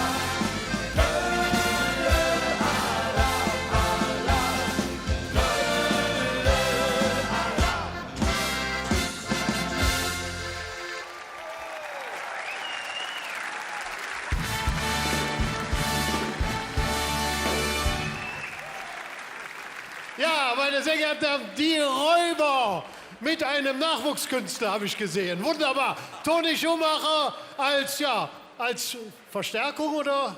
Ja, wir werden gleich mit Verhandlungen gehen, Toni, ne? Wunderbar. Nächstes Jahr, Toni, wir können beides, ne? Karneval und Fußball. Wunderbar. Ja, ruft mir aus, auf die Räuber, ein dreifaches Kölle! Kölle! Und die Räuber! Ein Wort nur zu Karl-Heinz Brandt. Karl-Heinz Brandt, Charlie, wird nächstes Jahr nicht mehr dabei sein. Er ist ein weiser Mann und hat gesagt, wenn es am schönsten ist, hört man auf. Wir werden dich vermissen, aber wir haben uns verabredet, dass wir dann da unten irgendwo sitzen und immer sagen, früher war alles besser. Herzlichen Dank an euch und Abmarsch bitte. Vielen Dank.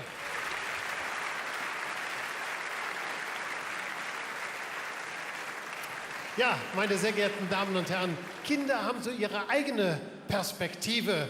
Und wir haben mal Kinder gefragt zu verschiedenen Begriffen des Kölner Karnevals. Schauen Sie mal.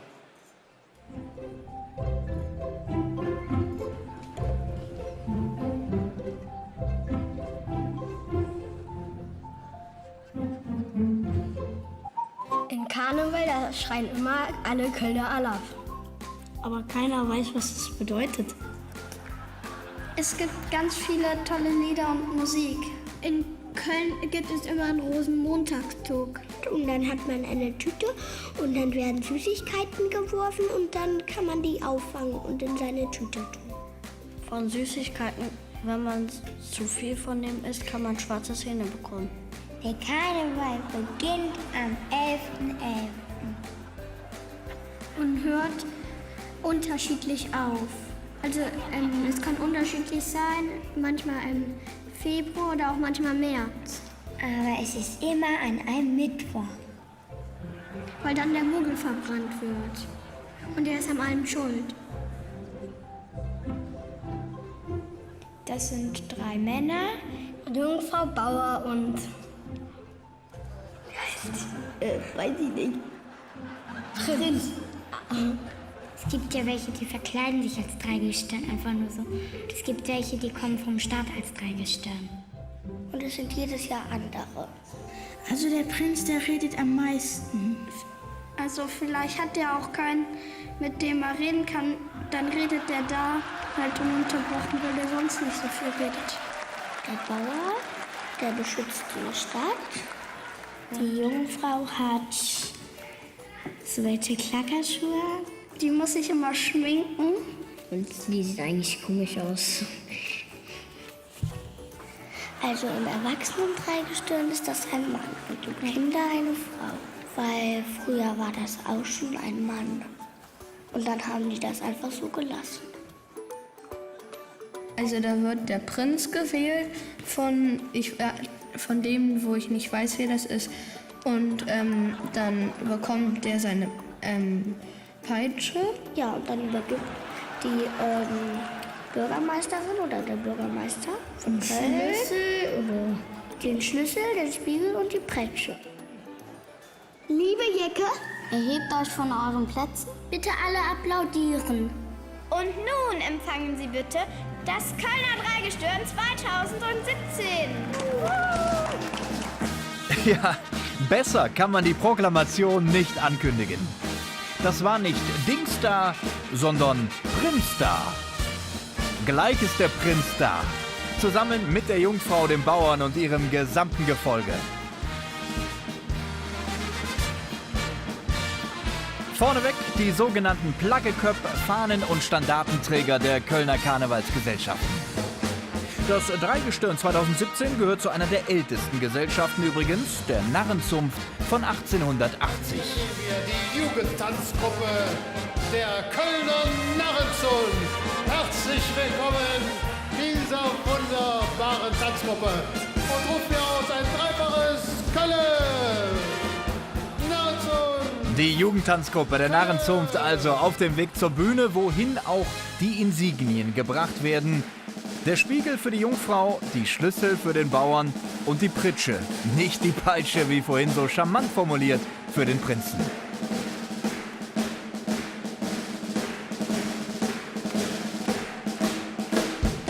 Und jetzt heißt es Ladies First. Die Jungfrau ist als Erste an der Reihe. Herein mit ihr! Stefan Knepper wird gleich zur Jungfrau Stefanie.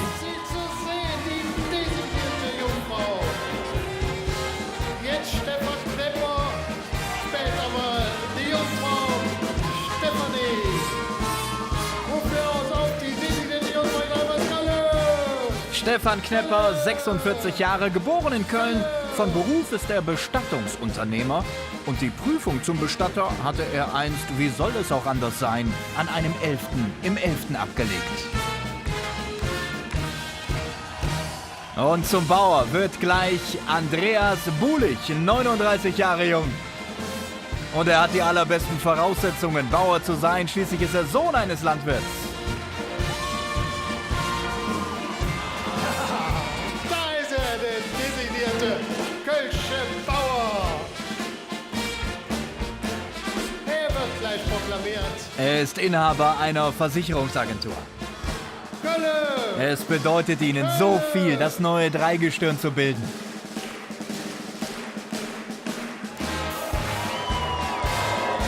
Und im Mittelpunkt natürlich er, der designierte Prinz Stefan Jung, 46, in Remscheid geboren, lebt aber schon lange in Köln, wo er Steuerrecht an der Fachhochschule unterrichtet. Da ist er nun, der designierte Kölner Prinz Stefan. Herzlich willkommen. Trotz Insiderwissen, seine Ausgaben für den Karneval kann er nicht von der Steuer absetzen. Einer seiner Studenten war der designierte Bauer, der ihn mal vor 2 Jahren zu einer Karnevalsveranstaltung mitgenommen hatte. Und seitdem ist Stefan Jung mit dem Jeckenvirus infiziert. Innerhalb kürzester Zeit eine katapultartige Karnevalskarriere. Gleich wird er Prinz. Kölner Dreigestirn 2017. Dreifaches Kölle. Alle 3 sind Familienväter. Jungfrau Stefanie zum Beispiel hat mit seiner Gattin Heike die 7-jährige Tochter Maja.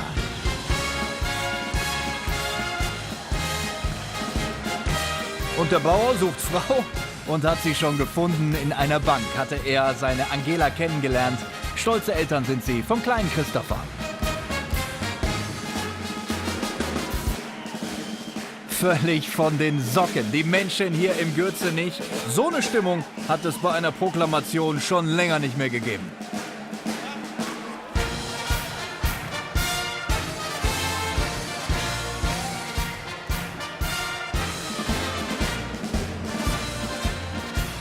Die Jungfrau und Bauer haben schon mal auf die Bühne geschafft, aber der Prinz lässt sich noch etwas Zeit. Zeit für das Wichtigste im Leben. Seine Lieben sind die beiden Kinder aus erster Ehe und seine Partnerin Martina.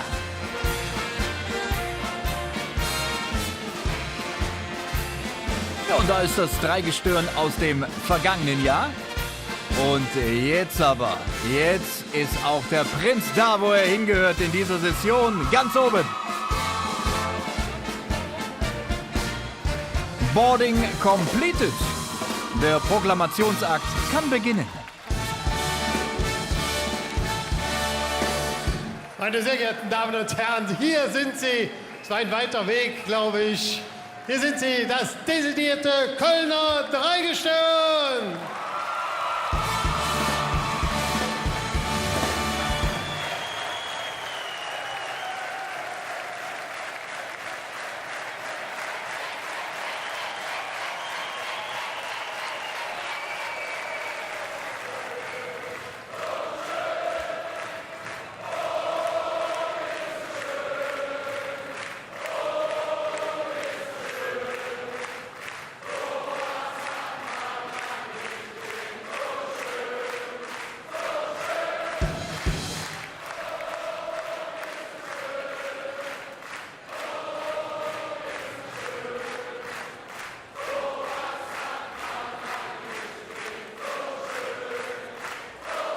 Und Schutz, wer erwartet nämlich noch jemanden, der rundet das Bild noch wunderschön ab. Die lieben Mitglieder der Narrenzunft, es wird jetzt noch schöner. Wartet ab, sie sind erst designiert. Das Spiel geht so, die müssen jetzt proklamiert werden, dann könnt ihr feiern.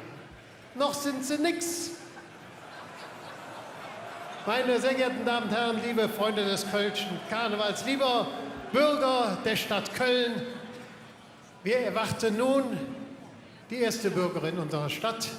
Wir erwarten nun die charmante Oberbürgermeisterin Henriette Reker. Herzlich willkommen.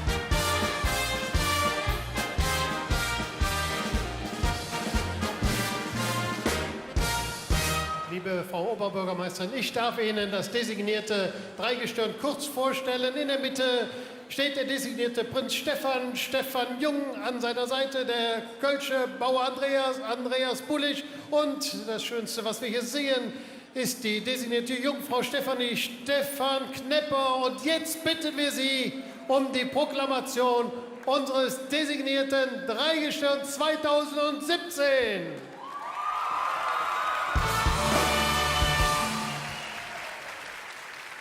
Guten Abend, meine sehr verehrten lieben Damen und Herren. Wie schön, dass die Kinder das Dreigestirn gefunden haben und die drei jetzt bei uns auf der Bühne stehen.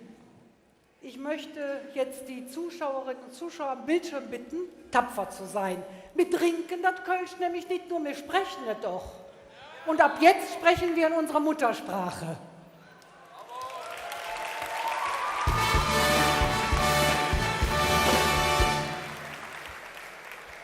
Leef Fastelovend, Freunde.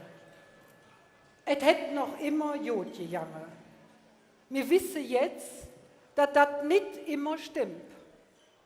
Doch darf nicht der Sieg erlange, der uns die Freude am Vieren nimmt.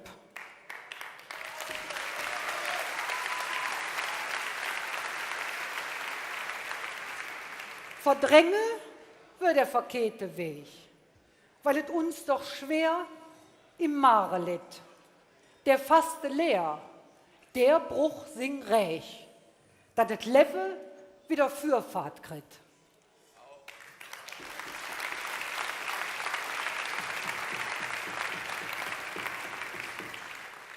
Je Angst und Terror wollen wir zusammenstehen.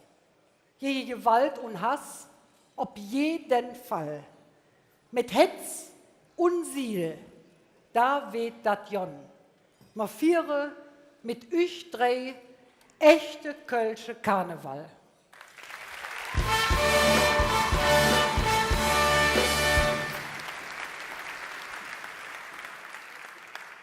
Ihr drei, ihr seid die Garante für unsere kölsche Fastelovend. Und all das, was uns der Fastelovend wert ist. Darum mögt ihr uns jetzt ein paar Kleinigkeiten versprechen. Erstens, uns kölsche Sprach zu ehren und zu sprechen und auch manch Glas Kölsch zu trinken.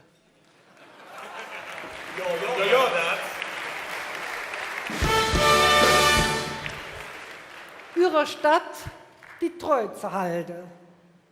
In Jode wie in schlechte Zigge. Am frühen Morgen und bis ganz tief in die Nacht.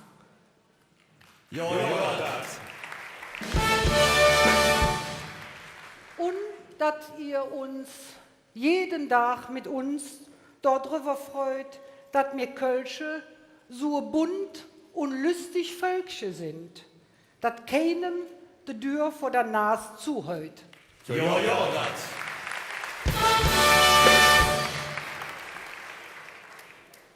Liebe Stefan Jung, versprichst du, uns Kölsche mit Lösschen und frohem Sinn zu regieren? Von Hetze jähn. Dann überreiche ich dir die Pritsche. Mit ihr hast du die Macht über das närrische Volk in unserer Stadt. Pass gut auf unsere Stadt auf. Ich proklamiere dich zum Prinz Stefan I.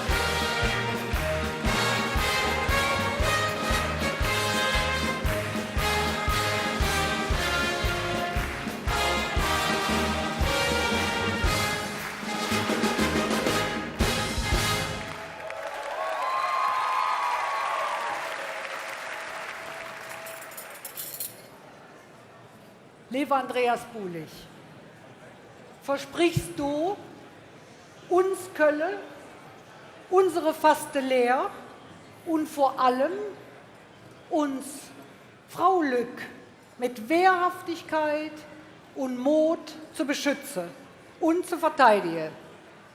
Mit ganzer Kraft.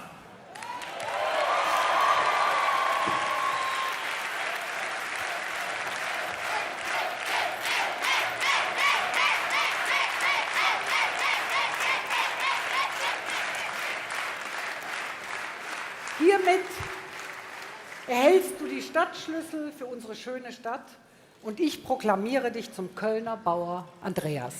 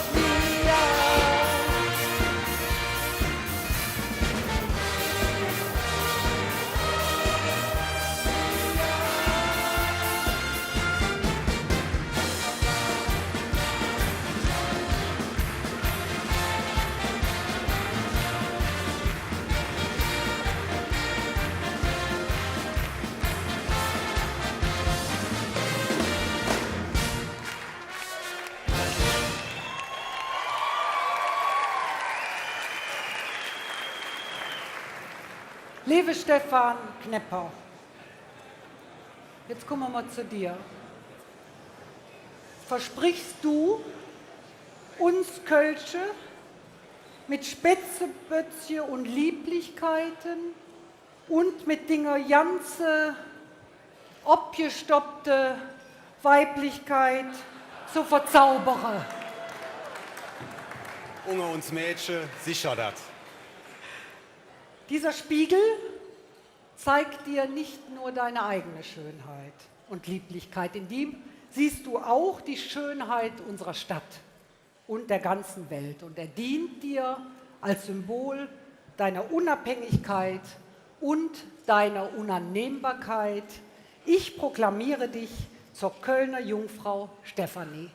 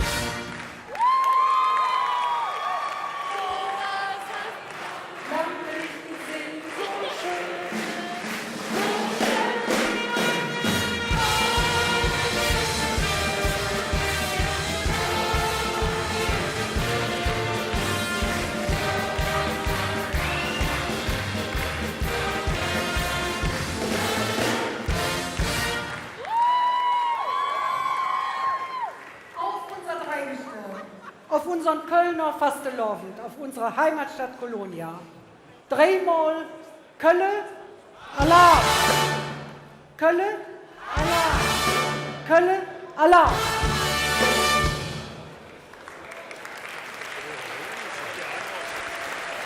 Jetzt hören wir das Dreigestirn 2017.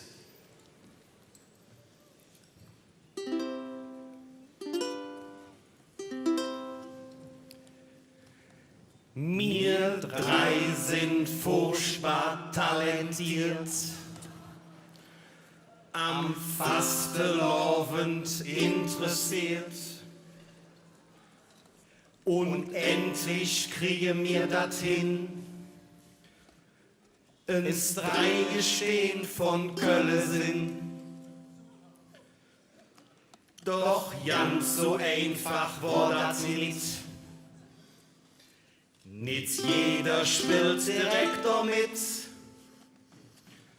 Überzeugungsarbeit da und he. Festkomitee.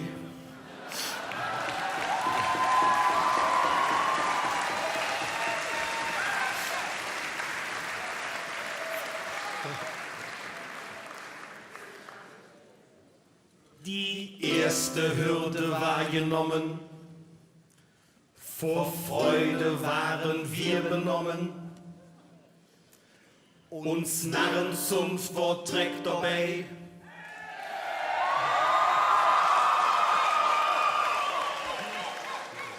Und geben alles für uns drei. Jetzt bitte. Jetzt könnt ihr. Komm, rein, Jungs.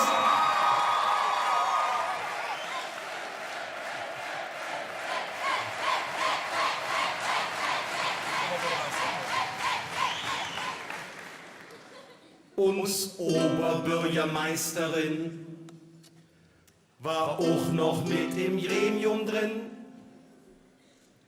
Hätt uns viel Glück dann so geschickt. Affenick.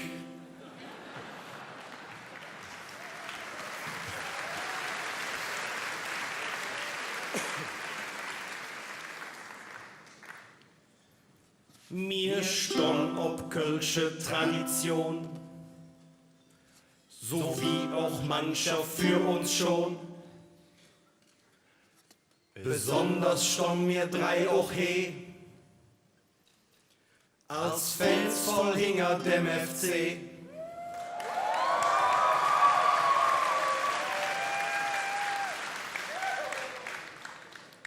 Das trifft sich eigentlich ganz gut. Denn beim FC et besser wird. Da hält man jetzt der Ball schön flach. Ritterbach.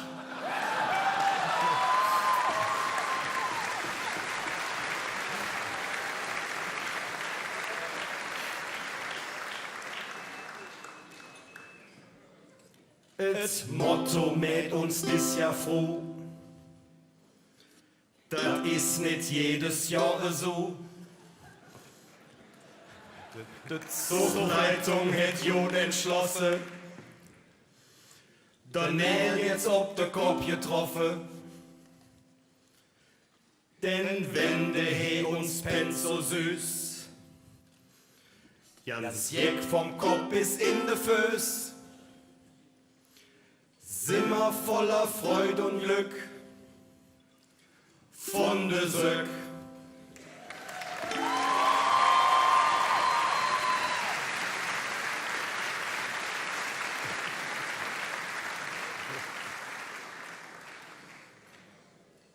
Jetzt trecke mir in Köllerem, ach, jing die zick doch niemals Als Reihe stehen sind mir echt stolz, denn wir drei sind aus Kölschem Holz. Doch auch wat in der Welt passiert, uns schwer berührt und interessiert. Minsche jedet Jod und Schläch, doch mir viere, jetzt ist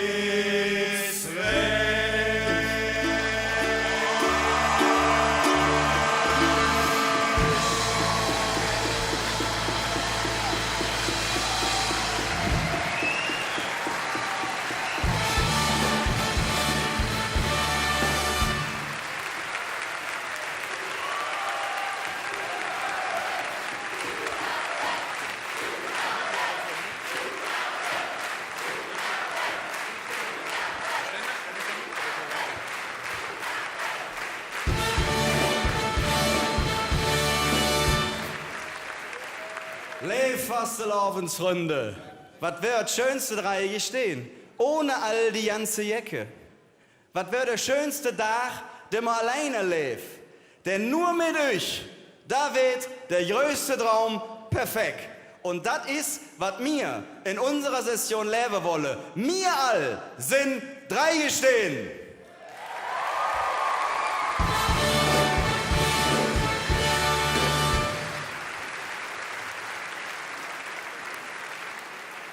Wenn wir uns pennt sind, da sind wir von de Söck. Das ist nicht nur unser wunderschönes Sessionsmotto, sondern für uns drei als Familienväter ein Stück weit Lebensmotto. Denn gerade die Penns sind es, von deren Leichtigkeit, Kreativität und Unbefangenheit wir alle lernen können. Der Spaß an der Freude und das Jecke treiben soll uns Erwachsene immer daran erinnern, fröhlicher und unbefangener durch das Leben zu gehen. Lasst uns alle zusammen Penns sein!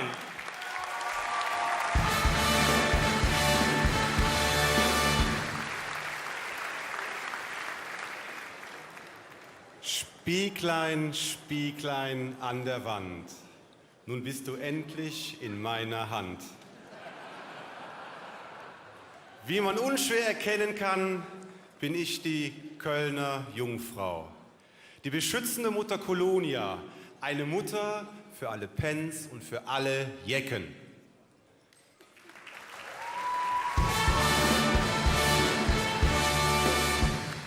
Feiert friedlich, nehmt die Penns in eure Mitte, damit wir auch nach der Session sagen können, da sind wir von de Söck.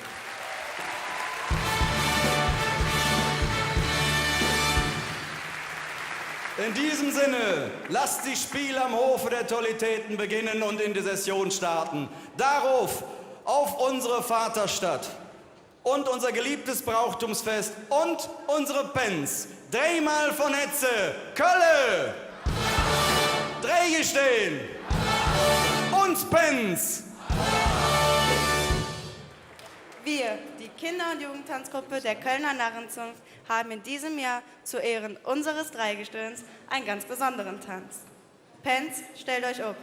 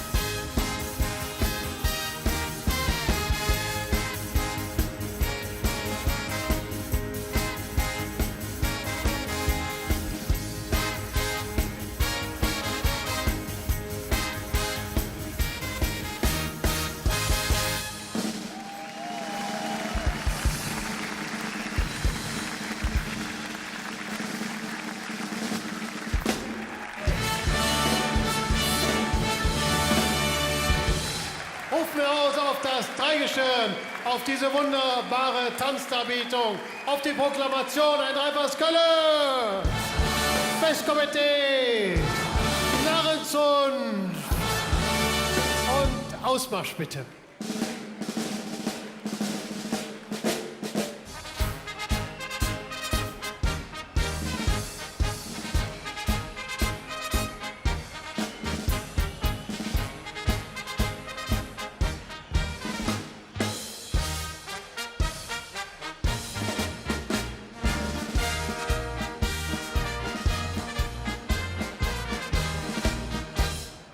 Ja, liebe Freunde des Kölner Karnevals, mit einem Durchschnittsalter von gerade mal 12 Jahren standen Sie schon zusammen auf der Bühne. Sie ist sicher die poppigste Band, die wir hier in Köln haben, und heute haben Sie sich Verstärkung mitgebracht. Hier ist Cat Ballou.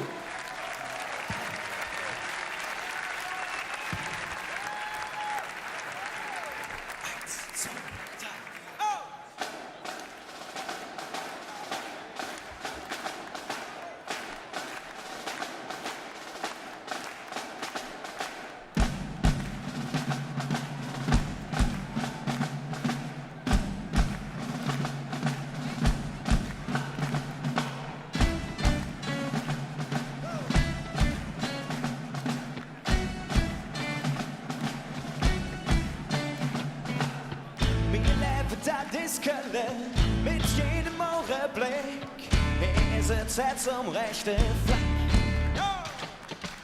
Ich sing so gern die Kamelle von der Jode alle Zeug, weil die für mich nichts drüber kennt.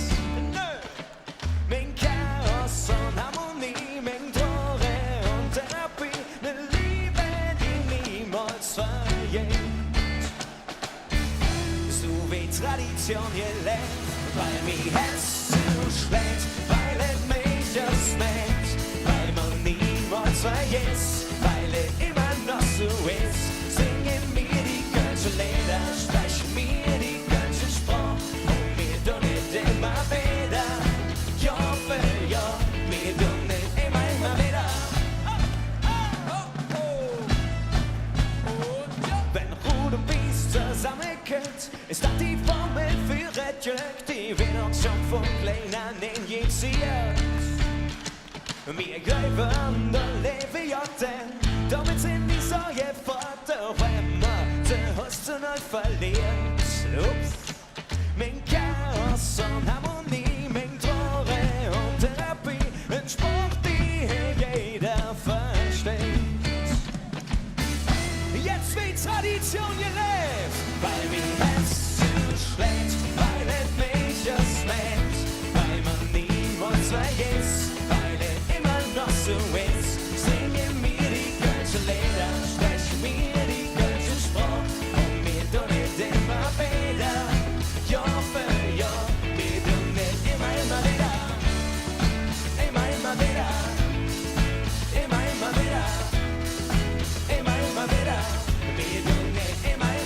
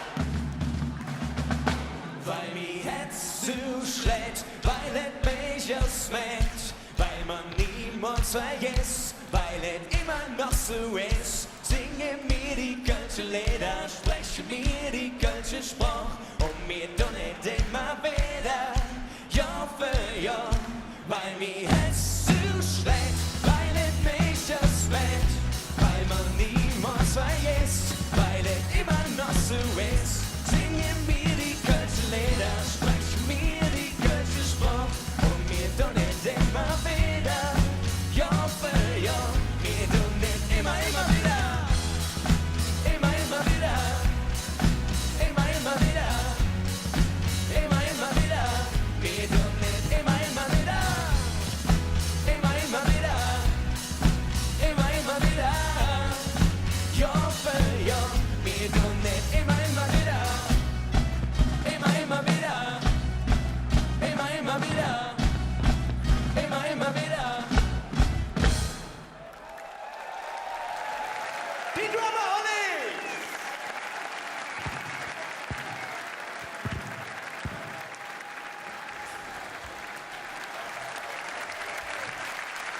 Vor einiger Zeit haben wir einen Anruf bekommen und die Stimme am anderen Hörer sagte, hallo, hier ist Lukas.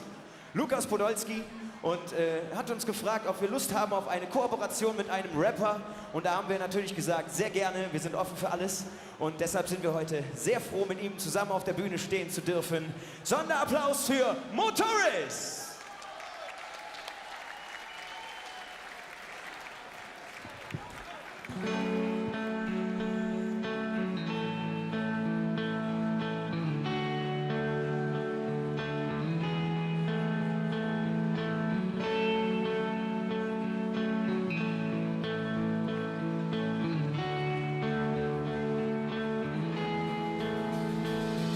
Guten Abend, meine heißgeliebte Stadt, die Königin der Welt, doch wenn ich Reisefieber hab, aber heute muss ich gehen. Ein Abschied auf Zeit, was ich für dich empfinde, ist was Liebe heißt.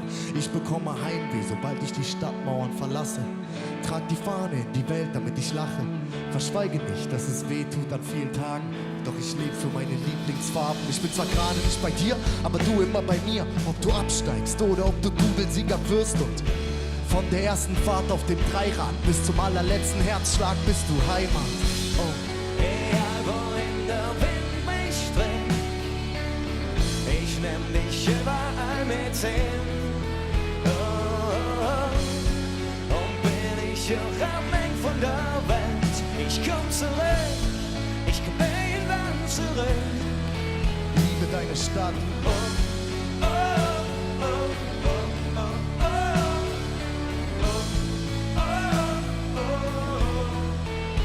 86 Fäden, 9 Bezirke, die du beherbergst. Jede Nationalität für uns ein Mehrwert. 2 Türme wachen über uns, ohne schwarz-weiße Brille. Diese Stadt ist kunterbunt und hektisch. Wir leben hier im Vollspeed. Kinder werden später immer Zehner wie Podolski. Ja, schon fast ein eigener Planet mit eigenem System. Über 1 Million Menschen leiden mit dem FC. Bis in die 5. Jahreszeit, in den Karneval.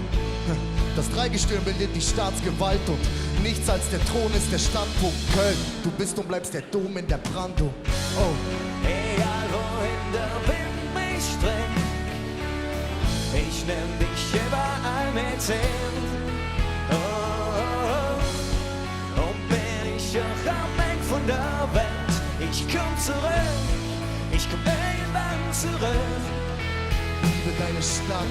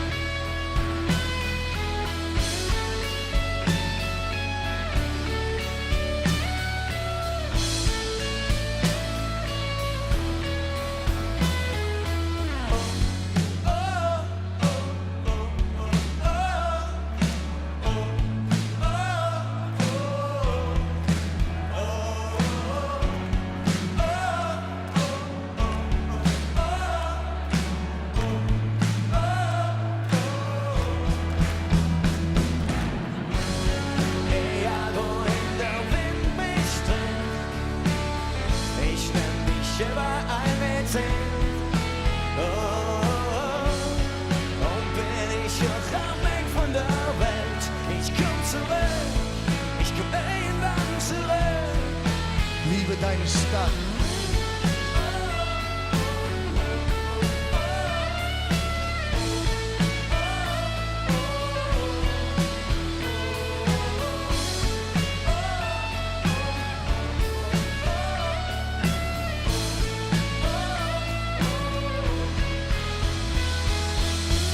kleine Stadt.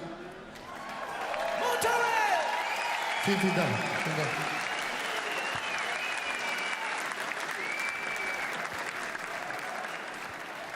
Einen kleinen haben wir noch für euch und dann war's das schon.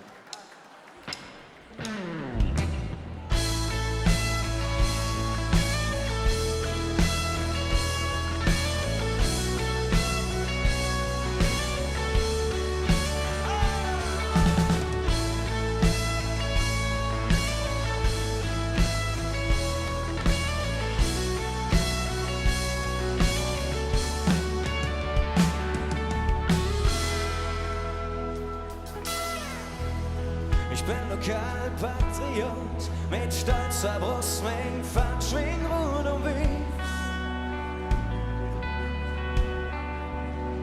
Alle wollen nach Berlin, heraus in die große Welt. Doch mich kriegst du nicht fort, ich kann nicht sagen, was mich hält. Es gibt kein Wort, das sagen kann, was ich will, wenn ich an Köln denk. Oh, oh, oh. Wenn ich an mein Heimat denk, es gibt kein Wort, das sagen kann, was ich will, wenn ich an Köln denk. Oh, oh, oh. Wenn ich an mein Heimat denk, hab ich immer noch nicht satt gehört, an Kölsche Lieder und dem Schmuck verbringt.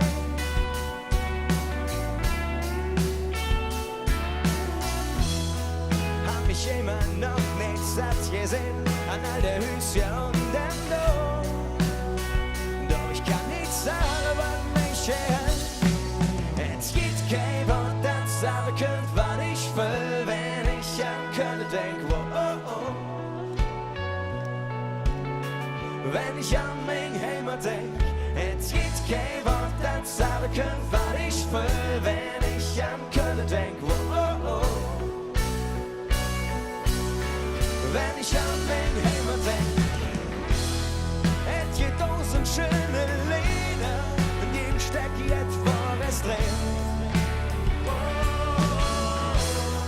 Doch es geht unendlich weniger, denn es ist nie so oft wie gesagt. Oh nein, nicht so! Es gibt kein Wort, das sagen könnt, was ich will, wenn ich an Köln denk. Oh, oh, oh.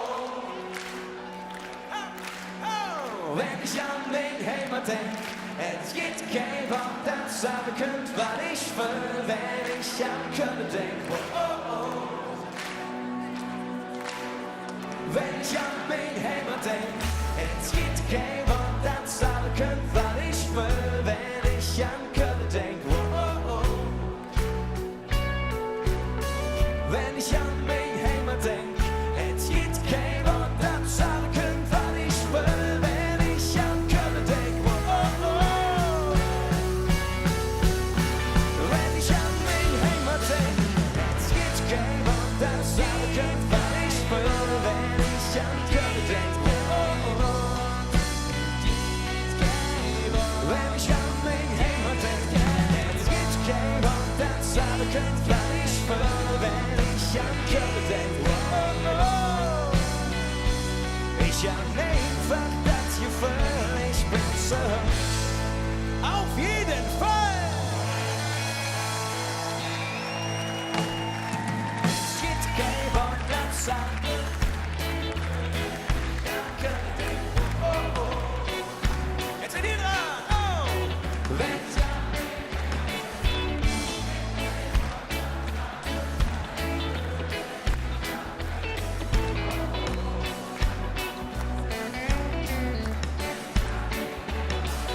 es gibt kein Wort, das sagen könnt, was ich will, wenn ich an Köln denk.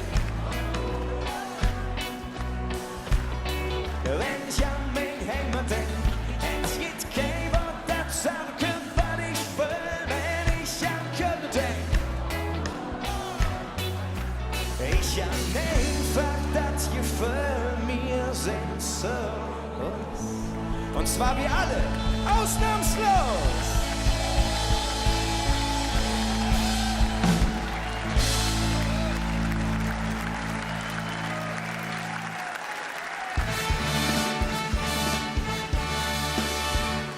liebe Freunde des Kölner Karnevals, das sind Cat Ballou, fantastisch, super.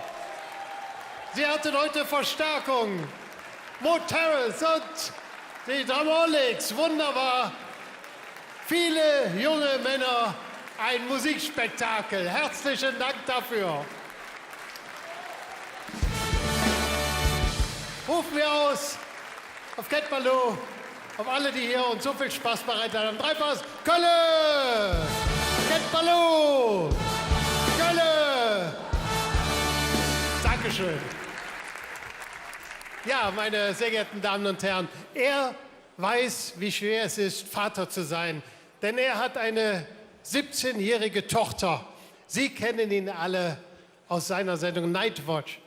Meine sehr geehrten Damen und Herren, empfangen wir nun Knacki Deuser.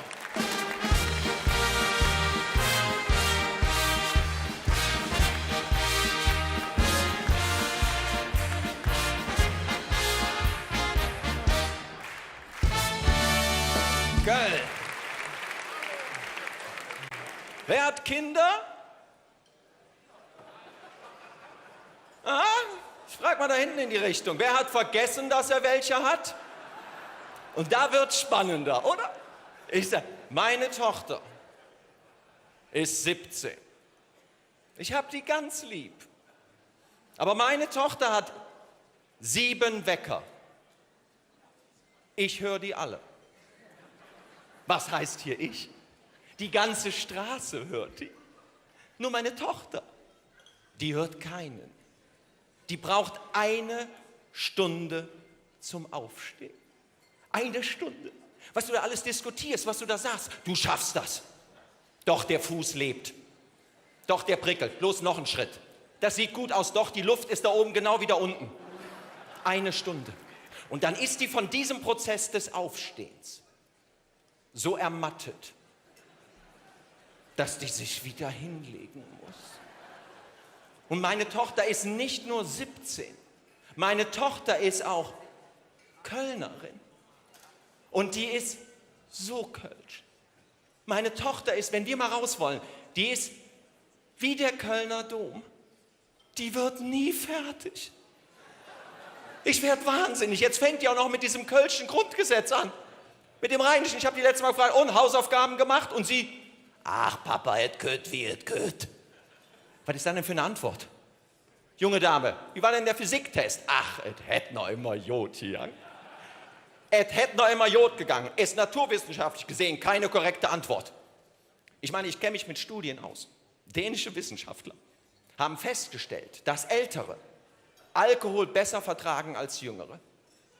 Ein harter Schlag für alle Grundschüler.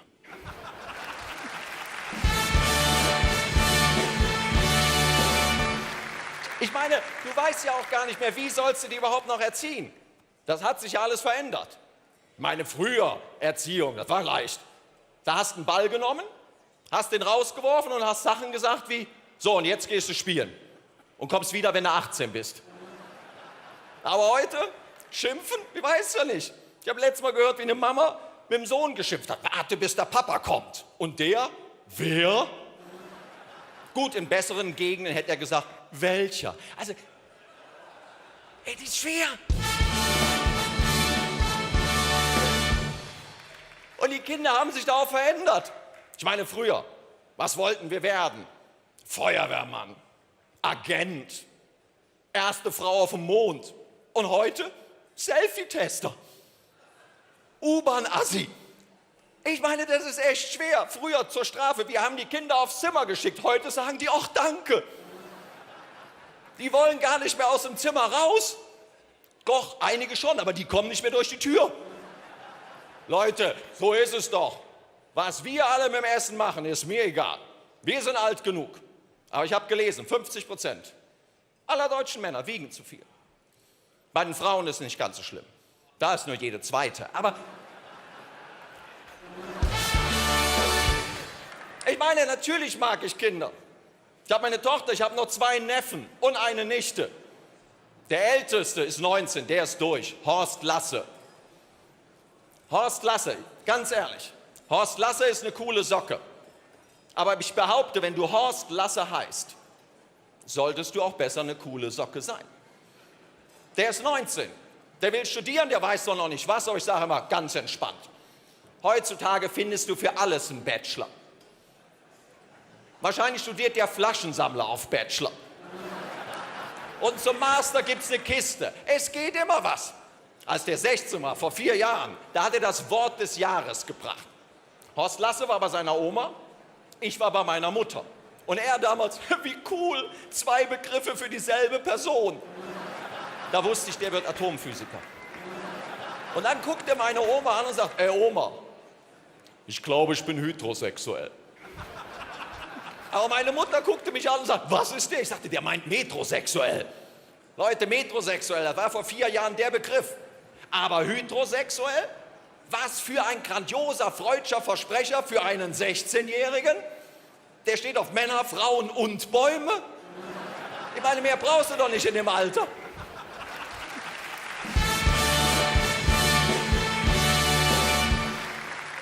Aber ganz ehrlich, die Hauptfrage, die ich habe, 14-jährige Jungs, wie schaffen die es irgendwann, sich mit den Mädels zu unterhalten? Denn wer Mädels kennt, die 14 oder 15 sind, weiß, das ist noch mal anders. Mit 17 werden die nicht fertig. Mit 15 hörst du Sätze wie, also ich weiß gar nicht, ich muss doch mal mit meiner Freundin ganz kurz reden, oft gehe ich mal auf Snapchat oder auf Instagram, dann gucke ich noch mal, was ich mache und dann habe ich meine Hausaufgaben noch mal, aber ich weiß gar nicht, ob ich meine Hausaufgaben überhaupt noch machen soll, aber ich weiß gar nicht, worüber ich reden soll. Es ist unglaublich. Und deswegen sage ich euch, Leute, seid nett, seid kreativ, überlegt euch, wie ihr die Kinder erzieht. Meine Tochter, als sie 16 geworden ist, wollte die das erste Mal in einen Club gehen. Und ich habe ihr gesagt, kein Problem.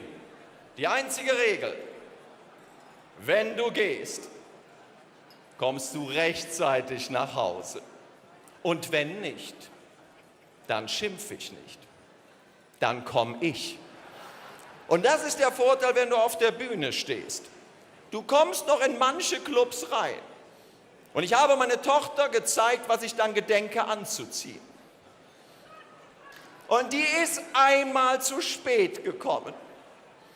Und da bin ich in diesen Club reingegangen. Und dann habe ich nicht geschimpft.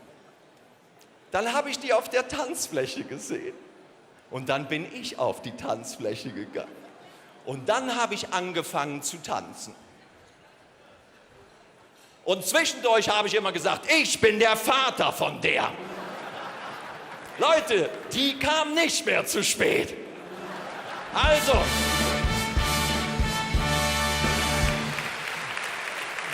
eigentlich habe ich euch alles Wichtige gesagt. Seid nett zu den Kindern. Ich weiß das, wenn du Kinder hast, machst du dir immer Sorgen. Weißt du, sind die Kinder weg, denkst du, hoffentlich geht's denen gut. Sind die wieder zurück, denkst du, wann fahren die wieder? Aber es sind die schönsten Sorgen, die wir uns machen können. Und eins müssen wir uns immer klar machen. Wir alle, wir waren auch mal Pens. In dem Sinne, Göller Love, bis hoffentlich bald. Macht's gut.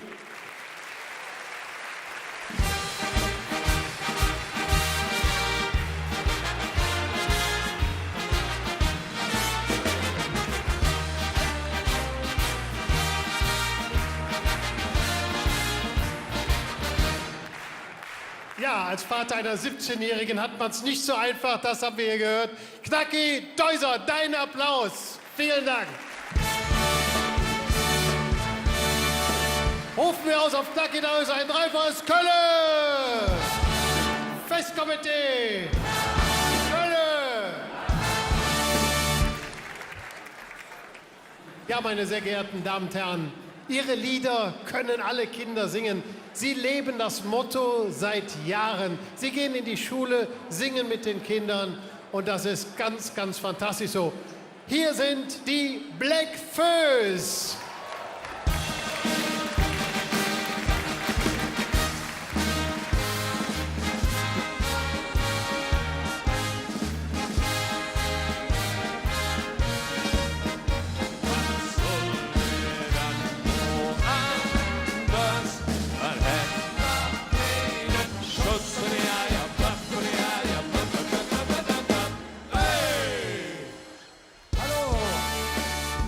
Einen schönen guten Abend. Die Föß freuen sich.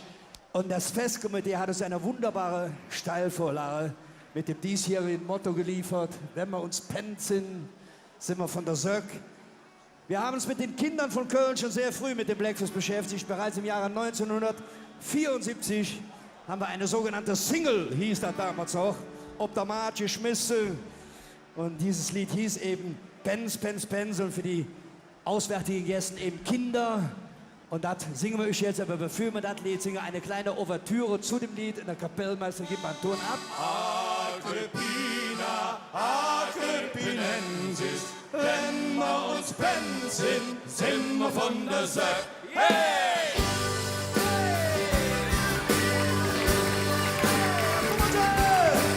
Uns Pens!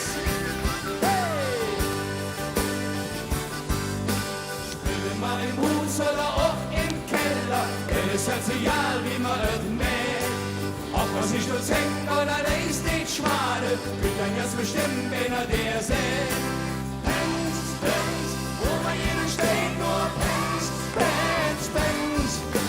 Mal ich fort, hier hat nichts verloren, ihr verdammte Pens, ihr verdammte Pens. Hey, go! Hey, ja, ja, ja, ja, ja. Hopp. Hey!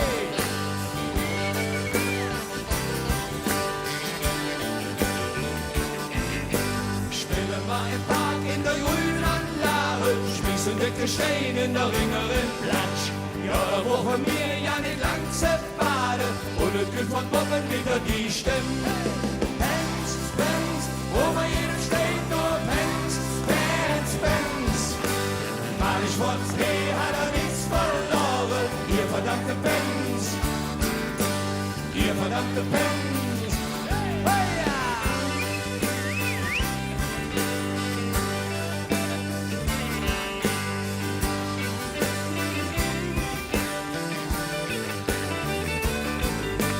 Einmal im Jahr immer ist es anders, wenn der Partner hin ihr Mann mit mir. Dann sind wir die liebste Pens auf Erde und es gibt nicht der zum Sehen. Pens, Pens, wo bei jedem steht nur Pens, Pens, Pens. Aber ich wollte, nie hat nichts verloren, ihr verdammte Pens, ihr verdammte Pens, dreckelige Pens.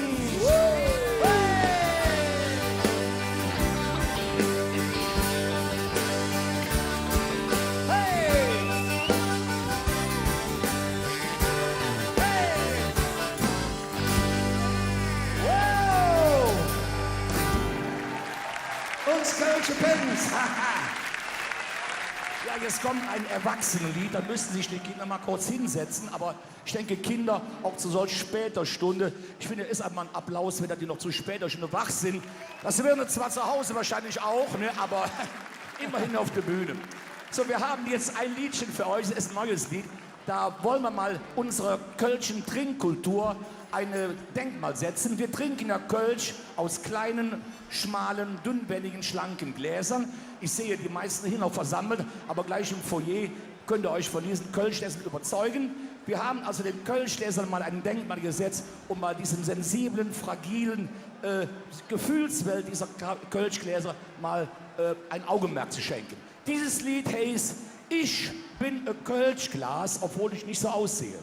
Na gut, 1, 2, 17 und 4.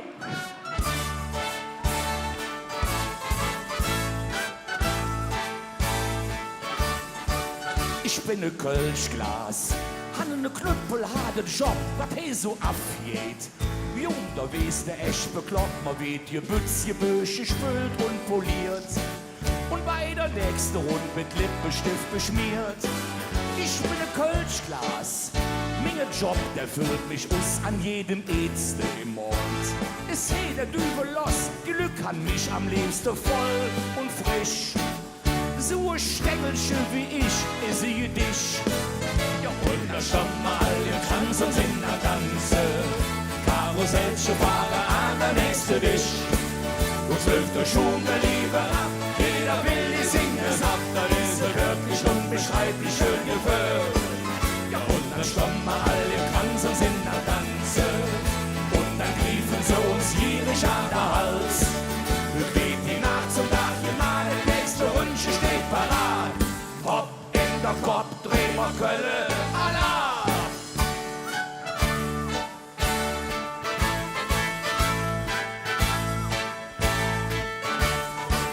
Ich bin ein Kölschglas, was han ich nicht all gesehen? Ich rüf hier in der Zunge und dürre falsche Zähne und bricht sich einer von uns Gläser öt Genick.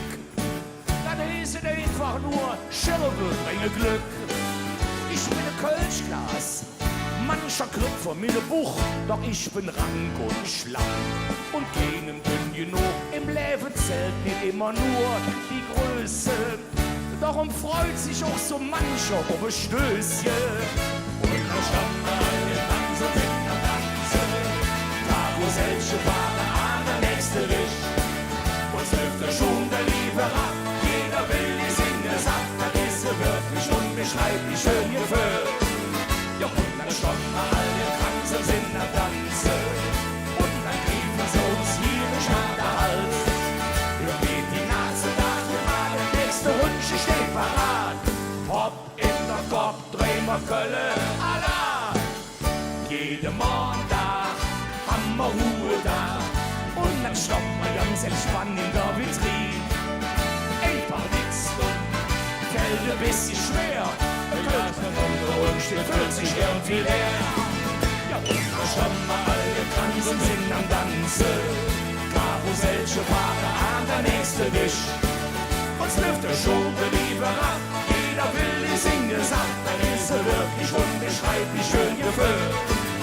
Und dann stoppen wir all den Kranz und sind am Tanzen, und dann griefen sie uns tierisch an der Hals. Geht die Nacht zum Tag mal, der nächste Wunsch steht parat. Hopp in der Kopf, dreh mal Kölle, Allah!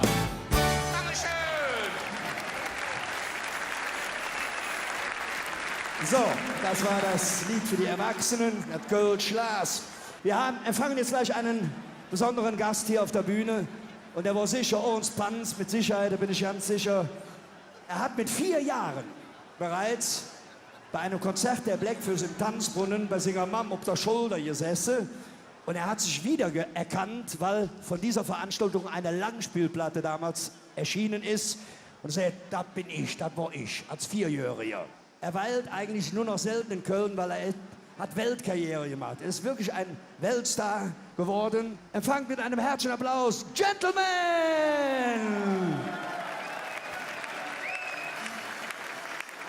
Es war wohl auch ein besonderer Wunsch, habe ich mir sagen lassen. Hallo, mein Lieber. Hallo. Sag den Leuten doch, was dein Lieblings ist von uns. Also erstmal muss ich sagen, schön mal wieder in Köln zu sein. Danke Blackfoes, mein Lieblingssong ist Deckel. Okay, dann singen wir das jetzt.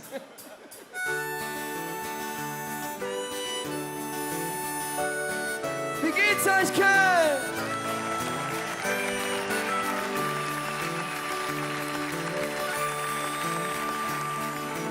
Ich hang den Deckel,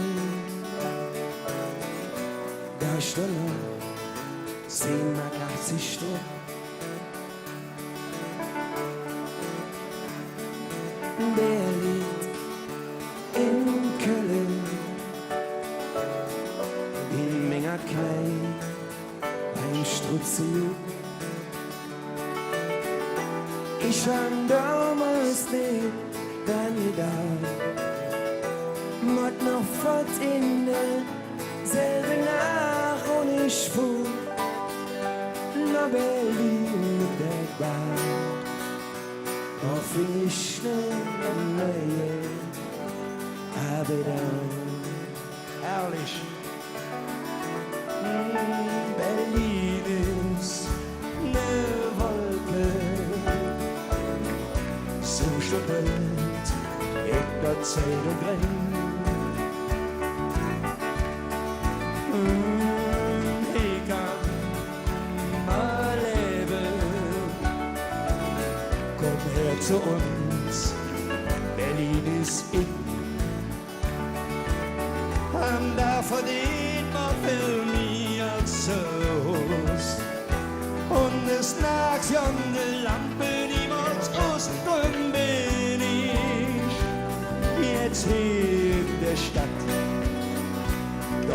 fehlt irgend, ich weiß nicht was. Ich hätt niemals gedacht, dass ich so an Köln denken muss. Ich hab ihn früh, geht mir auch nicht schlecht, aber trotzdem komm ich nicht zurecht.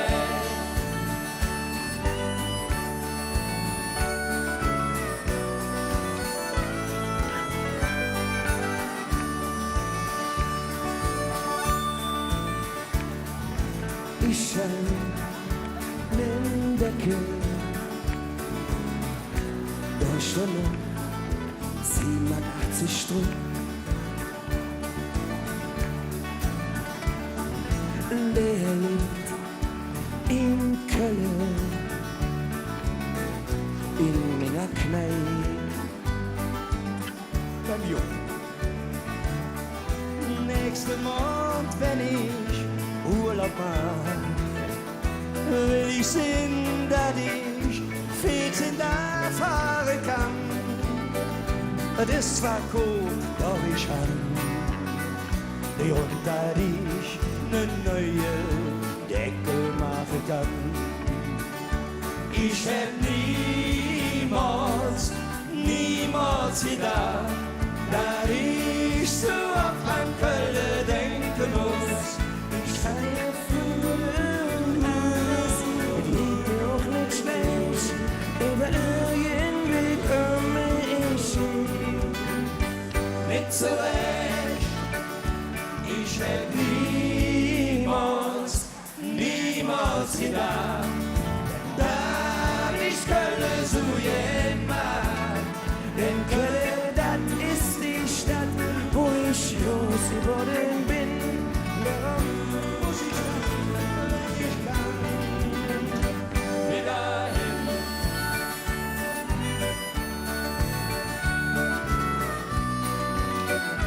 Köln, mach mal ein bisschen Lärm für die Blackfoot!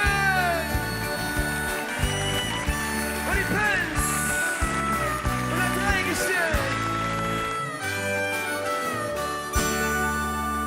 Morgen!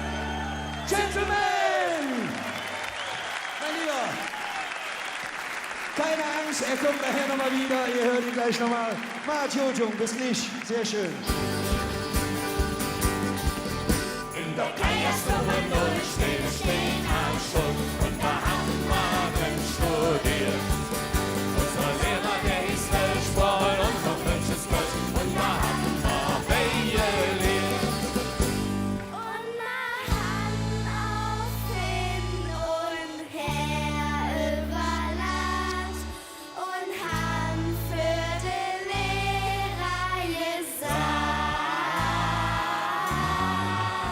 Lieben Herr Lehrer!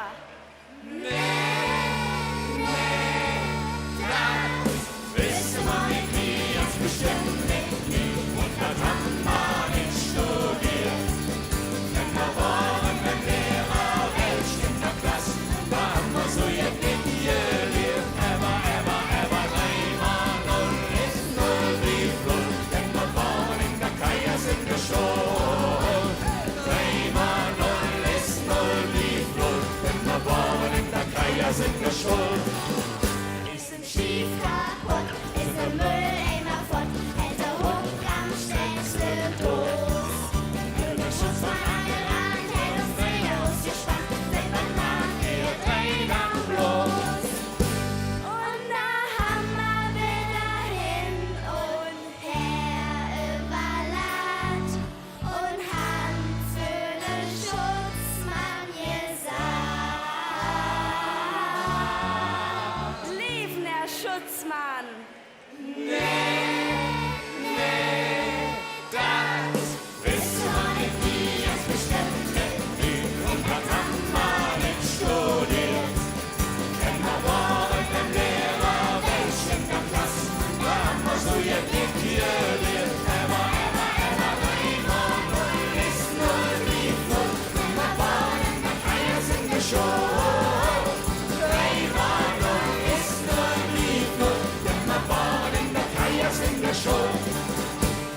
drehen uns hinter Jas, die Frau Käs macht den Glas, schleppt und läuft, wir drehen los hin. Und zwar Riechen sind zu Hus, drehst dich hin und drehst dich aus, einer muss Vater sind. Und da Hammer wieder hin und her überladen und Hand für den Kätzmanns gesagt.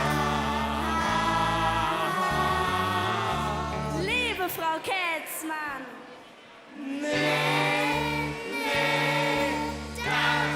Bist du mal mit mir, ganz bestimmt mit mir, und das haben wir nicht studiert. Denn noch waren wir Lehrer, Mensch in der Klasse, und da haben wir so ihr Dick gelehrt.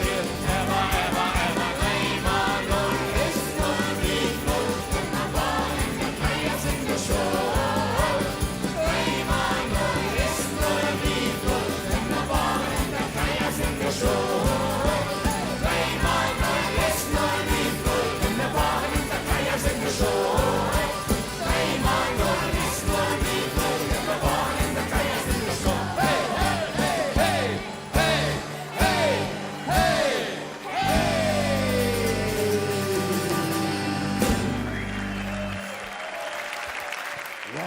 Das ging ja schön.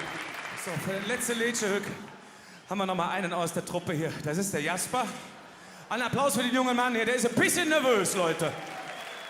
Jasper, weißt du was? Die wichtigen Leute müssen ganz vorne stehen. Machen wir zwei das heute mal. Ne? Ich komme mal auf Augenhöhe runter, okay? Okay. Der hat sich gut vorbereitet, der Jasper. Wir singen jetzt zusammen Der Stammbaum.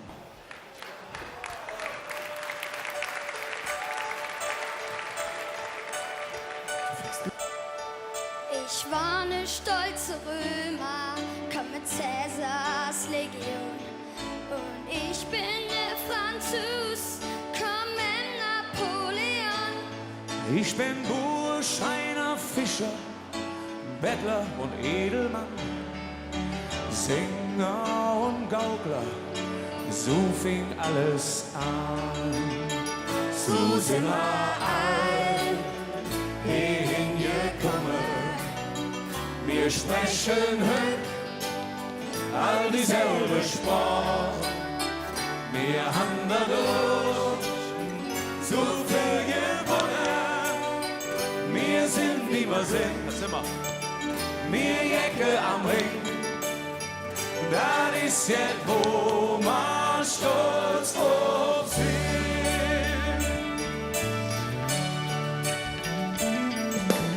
Ich bin aus Palermo, brauch Spaghettis für mich. Und ich war ne Pimmock, klar ich mit euch mit. Ich bin Grieche, Türke, Jude, Moslem und Buddhist. Wir sind nur Menschen, vom Herrgott sind wir gleich. So sind wir all hingekommen.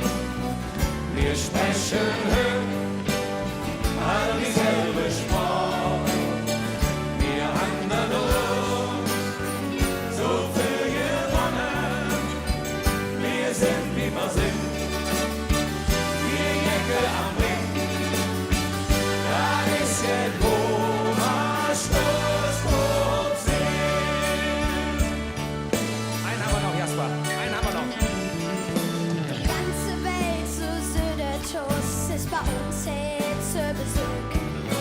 Menschen aus allen Ländern stammen uns zurück an den Tag. Man meint, man wäre in Ankara, Tokio oder Madrid. Doch so schwade all die Minen und Söke Hegel. So sind wir all hingekommen. Wir sprechen all dieselbe Sprache. Wir haben dadurch so viel gewonnen. Wir sind, wie wir sind.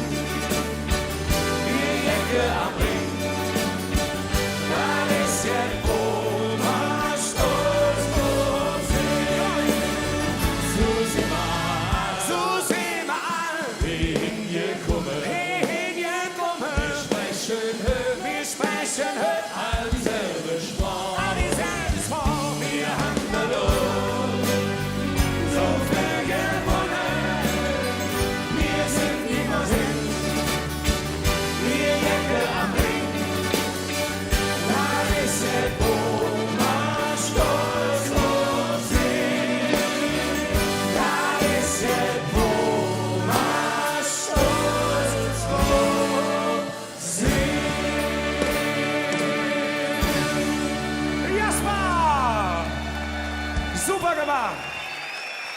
So, jetzt lass dir mal von deinen Kollegen die Schultern klopfen hier.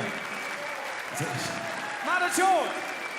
Ihr seid unübertroffen, ihr seid der Wahnsinn, ihr seid die Größten, die wir in Köln haben. Und das ist so, das bleibt so, ihr seid fantastisch. Ein Riesenapplaus für unsere Black Föß.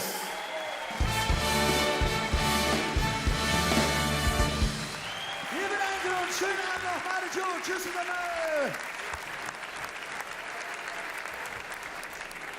Liebe Freunde des Kölner Karnevals, die Ehrengarde der Stadt Köln ist ein Traditionschor. Ein Chor mit sehr viel Tradition. Eine Tradition ist es zum Beispiel, alle paar Jahre einen Tanz einzuproben vom Vorstand. Und hier ist er jetzt, der Vorstandstanz der Ehrengarde der Stadt Köln.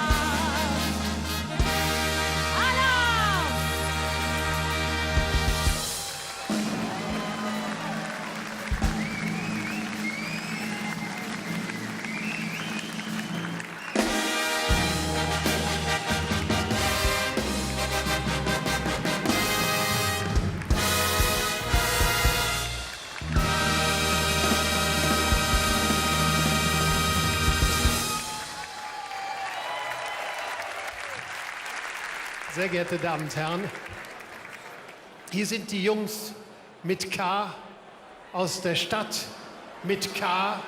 Hier ist Kasala.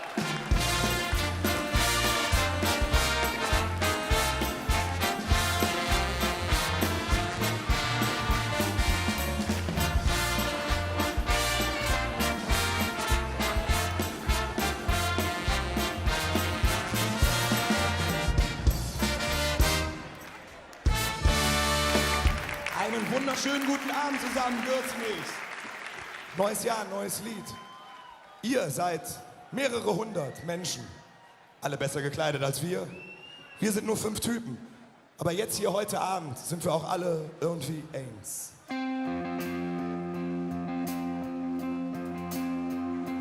Von der Südkurve bis zum Nordkreuz und vom Breitspach zum Tradel,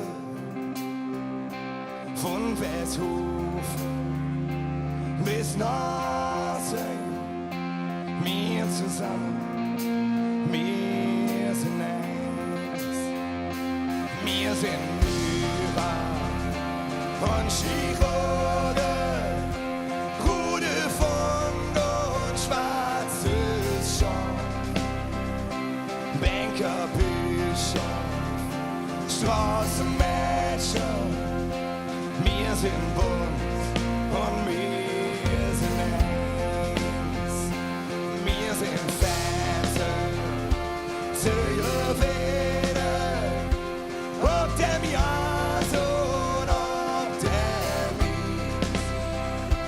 Malen sie uns verlieren, dreh sie ja, denn wir sind eins. Denn jeder schlägt uns Herz vom Anfang bis zuletzt. Und wir sind jeder vom Mosaik stehen, wir zusammen, wir sind eins. Wir sind Arschloch und Saltori, Sterne, Küche und Friedhof. Und Stadt ist dreckig, laut und hektisch, doch Hunger, Stau, der Seele ist laut. Denn jeder schlägt uns Herz vom Anfang bis zuletzt. Und wir sind jeder vom Mosaik bestehen, wir zusammen, wir sind eins.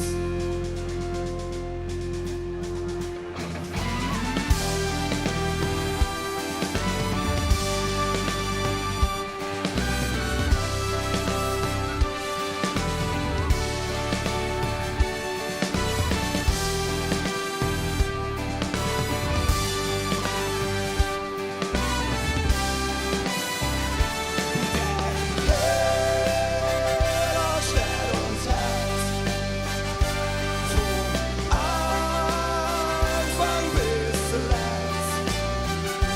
Und wir sind jeder vom Mosaik bestehen, wir zusammen, wir sind eins.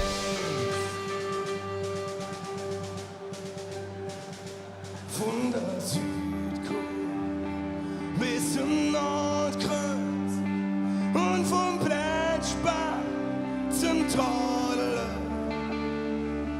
von Westhofen bis Norsing, wir zusammen, wir sind eins. Wir zusammen, wir sind eins.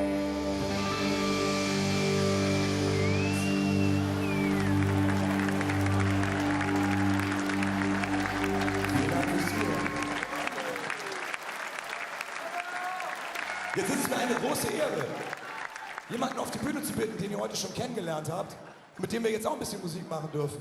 Meine Damen und Herren, macht die Hände noch mal groß für Gentleman!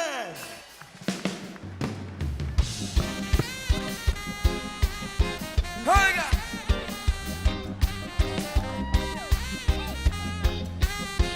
Breakfast! Think like this. I know your love it is superior. Your devil complex inferior. Oh yes, worshipping material. Bowing to your savior and grow. I know your love it is superior. Your devil complex inferior. Oh yes, worshipping material. Bowing to your savior and grow. Somebody tell me, cause I really got to know. I heard a lot of history. What them drop the bombs in Arabia? What the children balance up in Africa? Leaders of the world just fighting for superpower. Mama missing Africa salad. I know your love it is superior. Your devil complex inferior. Oh yes, worshipping material. Bowing to your savior and I know your love it is superior. Your devil complex inferior. Oh yes, worshipping material.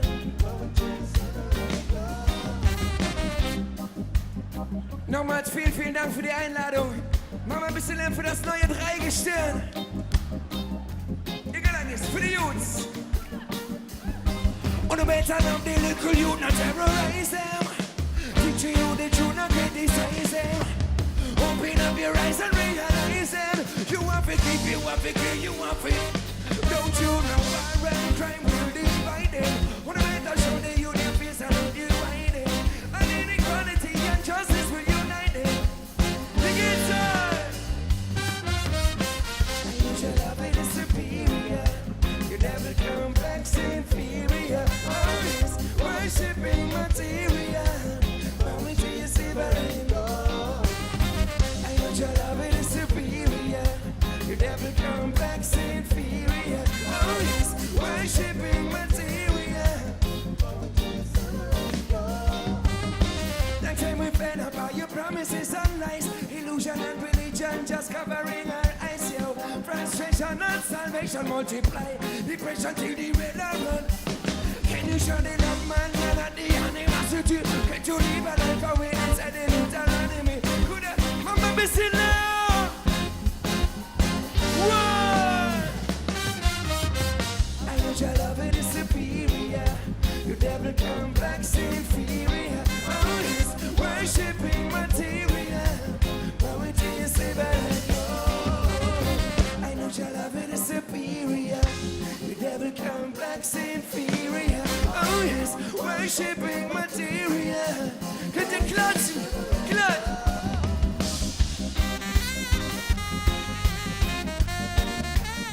Peanut color, peanut casala, like a black first.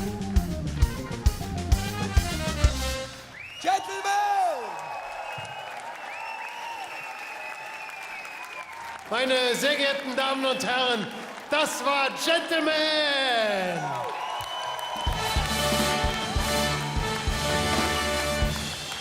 Und das ist Casala!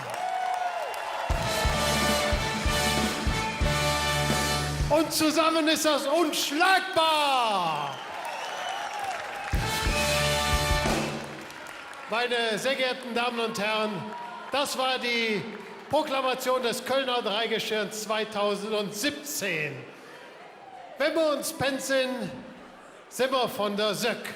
Lassen uns alle sein wie die Kinder, unbefangen und lassen uns viel Freude haben.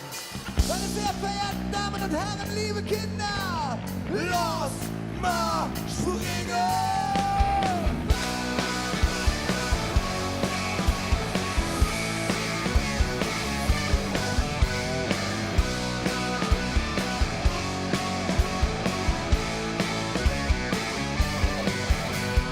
Hallo, moin, Juden da, vor dem Los und mich so an. Vielleicht ja nicht, sind nehm mich an. Bevor ich herkomme, ist das normal. Ich bin ein bisschen sonderbar, ja, insbesondere Exemplar. Doch ich bin einer von 1 Million, ein Kind vom Ring und ein Sohn vom Dom. Und frech bin ich einer, wo kannst du da her? Dann sag ich komm aus dem Dorf und der Dom. Wie schwarz hast du, ja, wo kannst du da her? Schweres R und SCH, ich komm aus der Stadt mit K.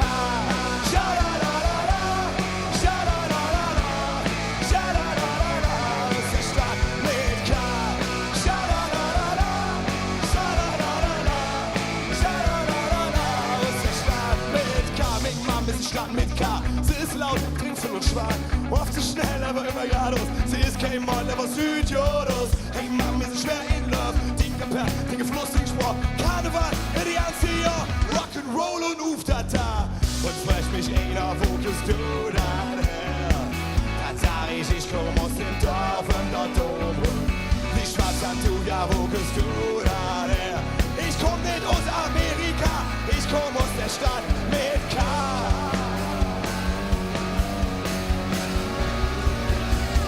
Ich komm aus der Stadt mit K. Schadadadada, schadadadada, schadadadada, aus der Stadt mit K. Schadadadada, schadadadada, schadadadada, aus der Stadt mit K. Schadadadada, schadadadada, schadadadada, aus der Stadt mit K.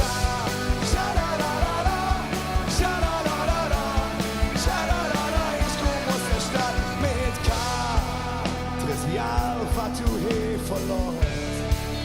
du in Trocken oder hier geboren bist. Du bist jeder von einer Million. Der Kind von Kind und der Sohn von Gott. Weil es Mann einfach jeder dort ist. Der Hochwärts oder hier sie jetzt verlebt. Du bist willkommen in der Stadt mit K. Herzlich willkommen in der Stadt mit K. Schadadada. Uster. Schadadada. Uster. Schadadada. Schadadada. Schadadada. Aus der Stadt mit K. Schadadada. Schadadada. 3, 2, 1, springe!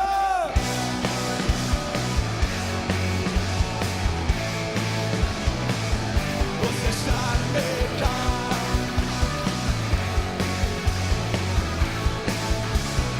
Ich komm aus der Stadt mit K. Schadadada. Schadadada. Schadadada. Aus der Stadt mit K. Schadadada. Schadadada. Schadadada. Ihr kommt aus der Stadt mit. Vielen Dank. Tschüss. Euch eine unfassbare Session. Dankeschön.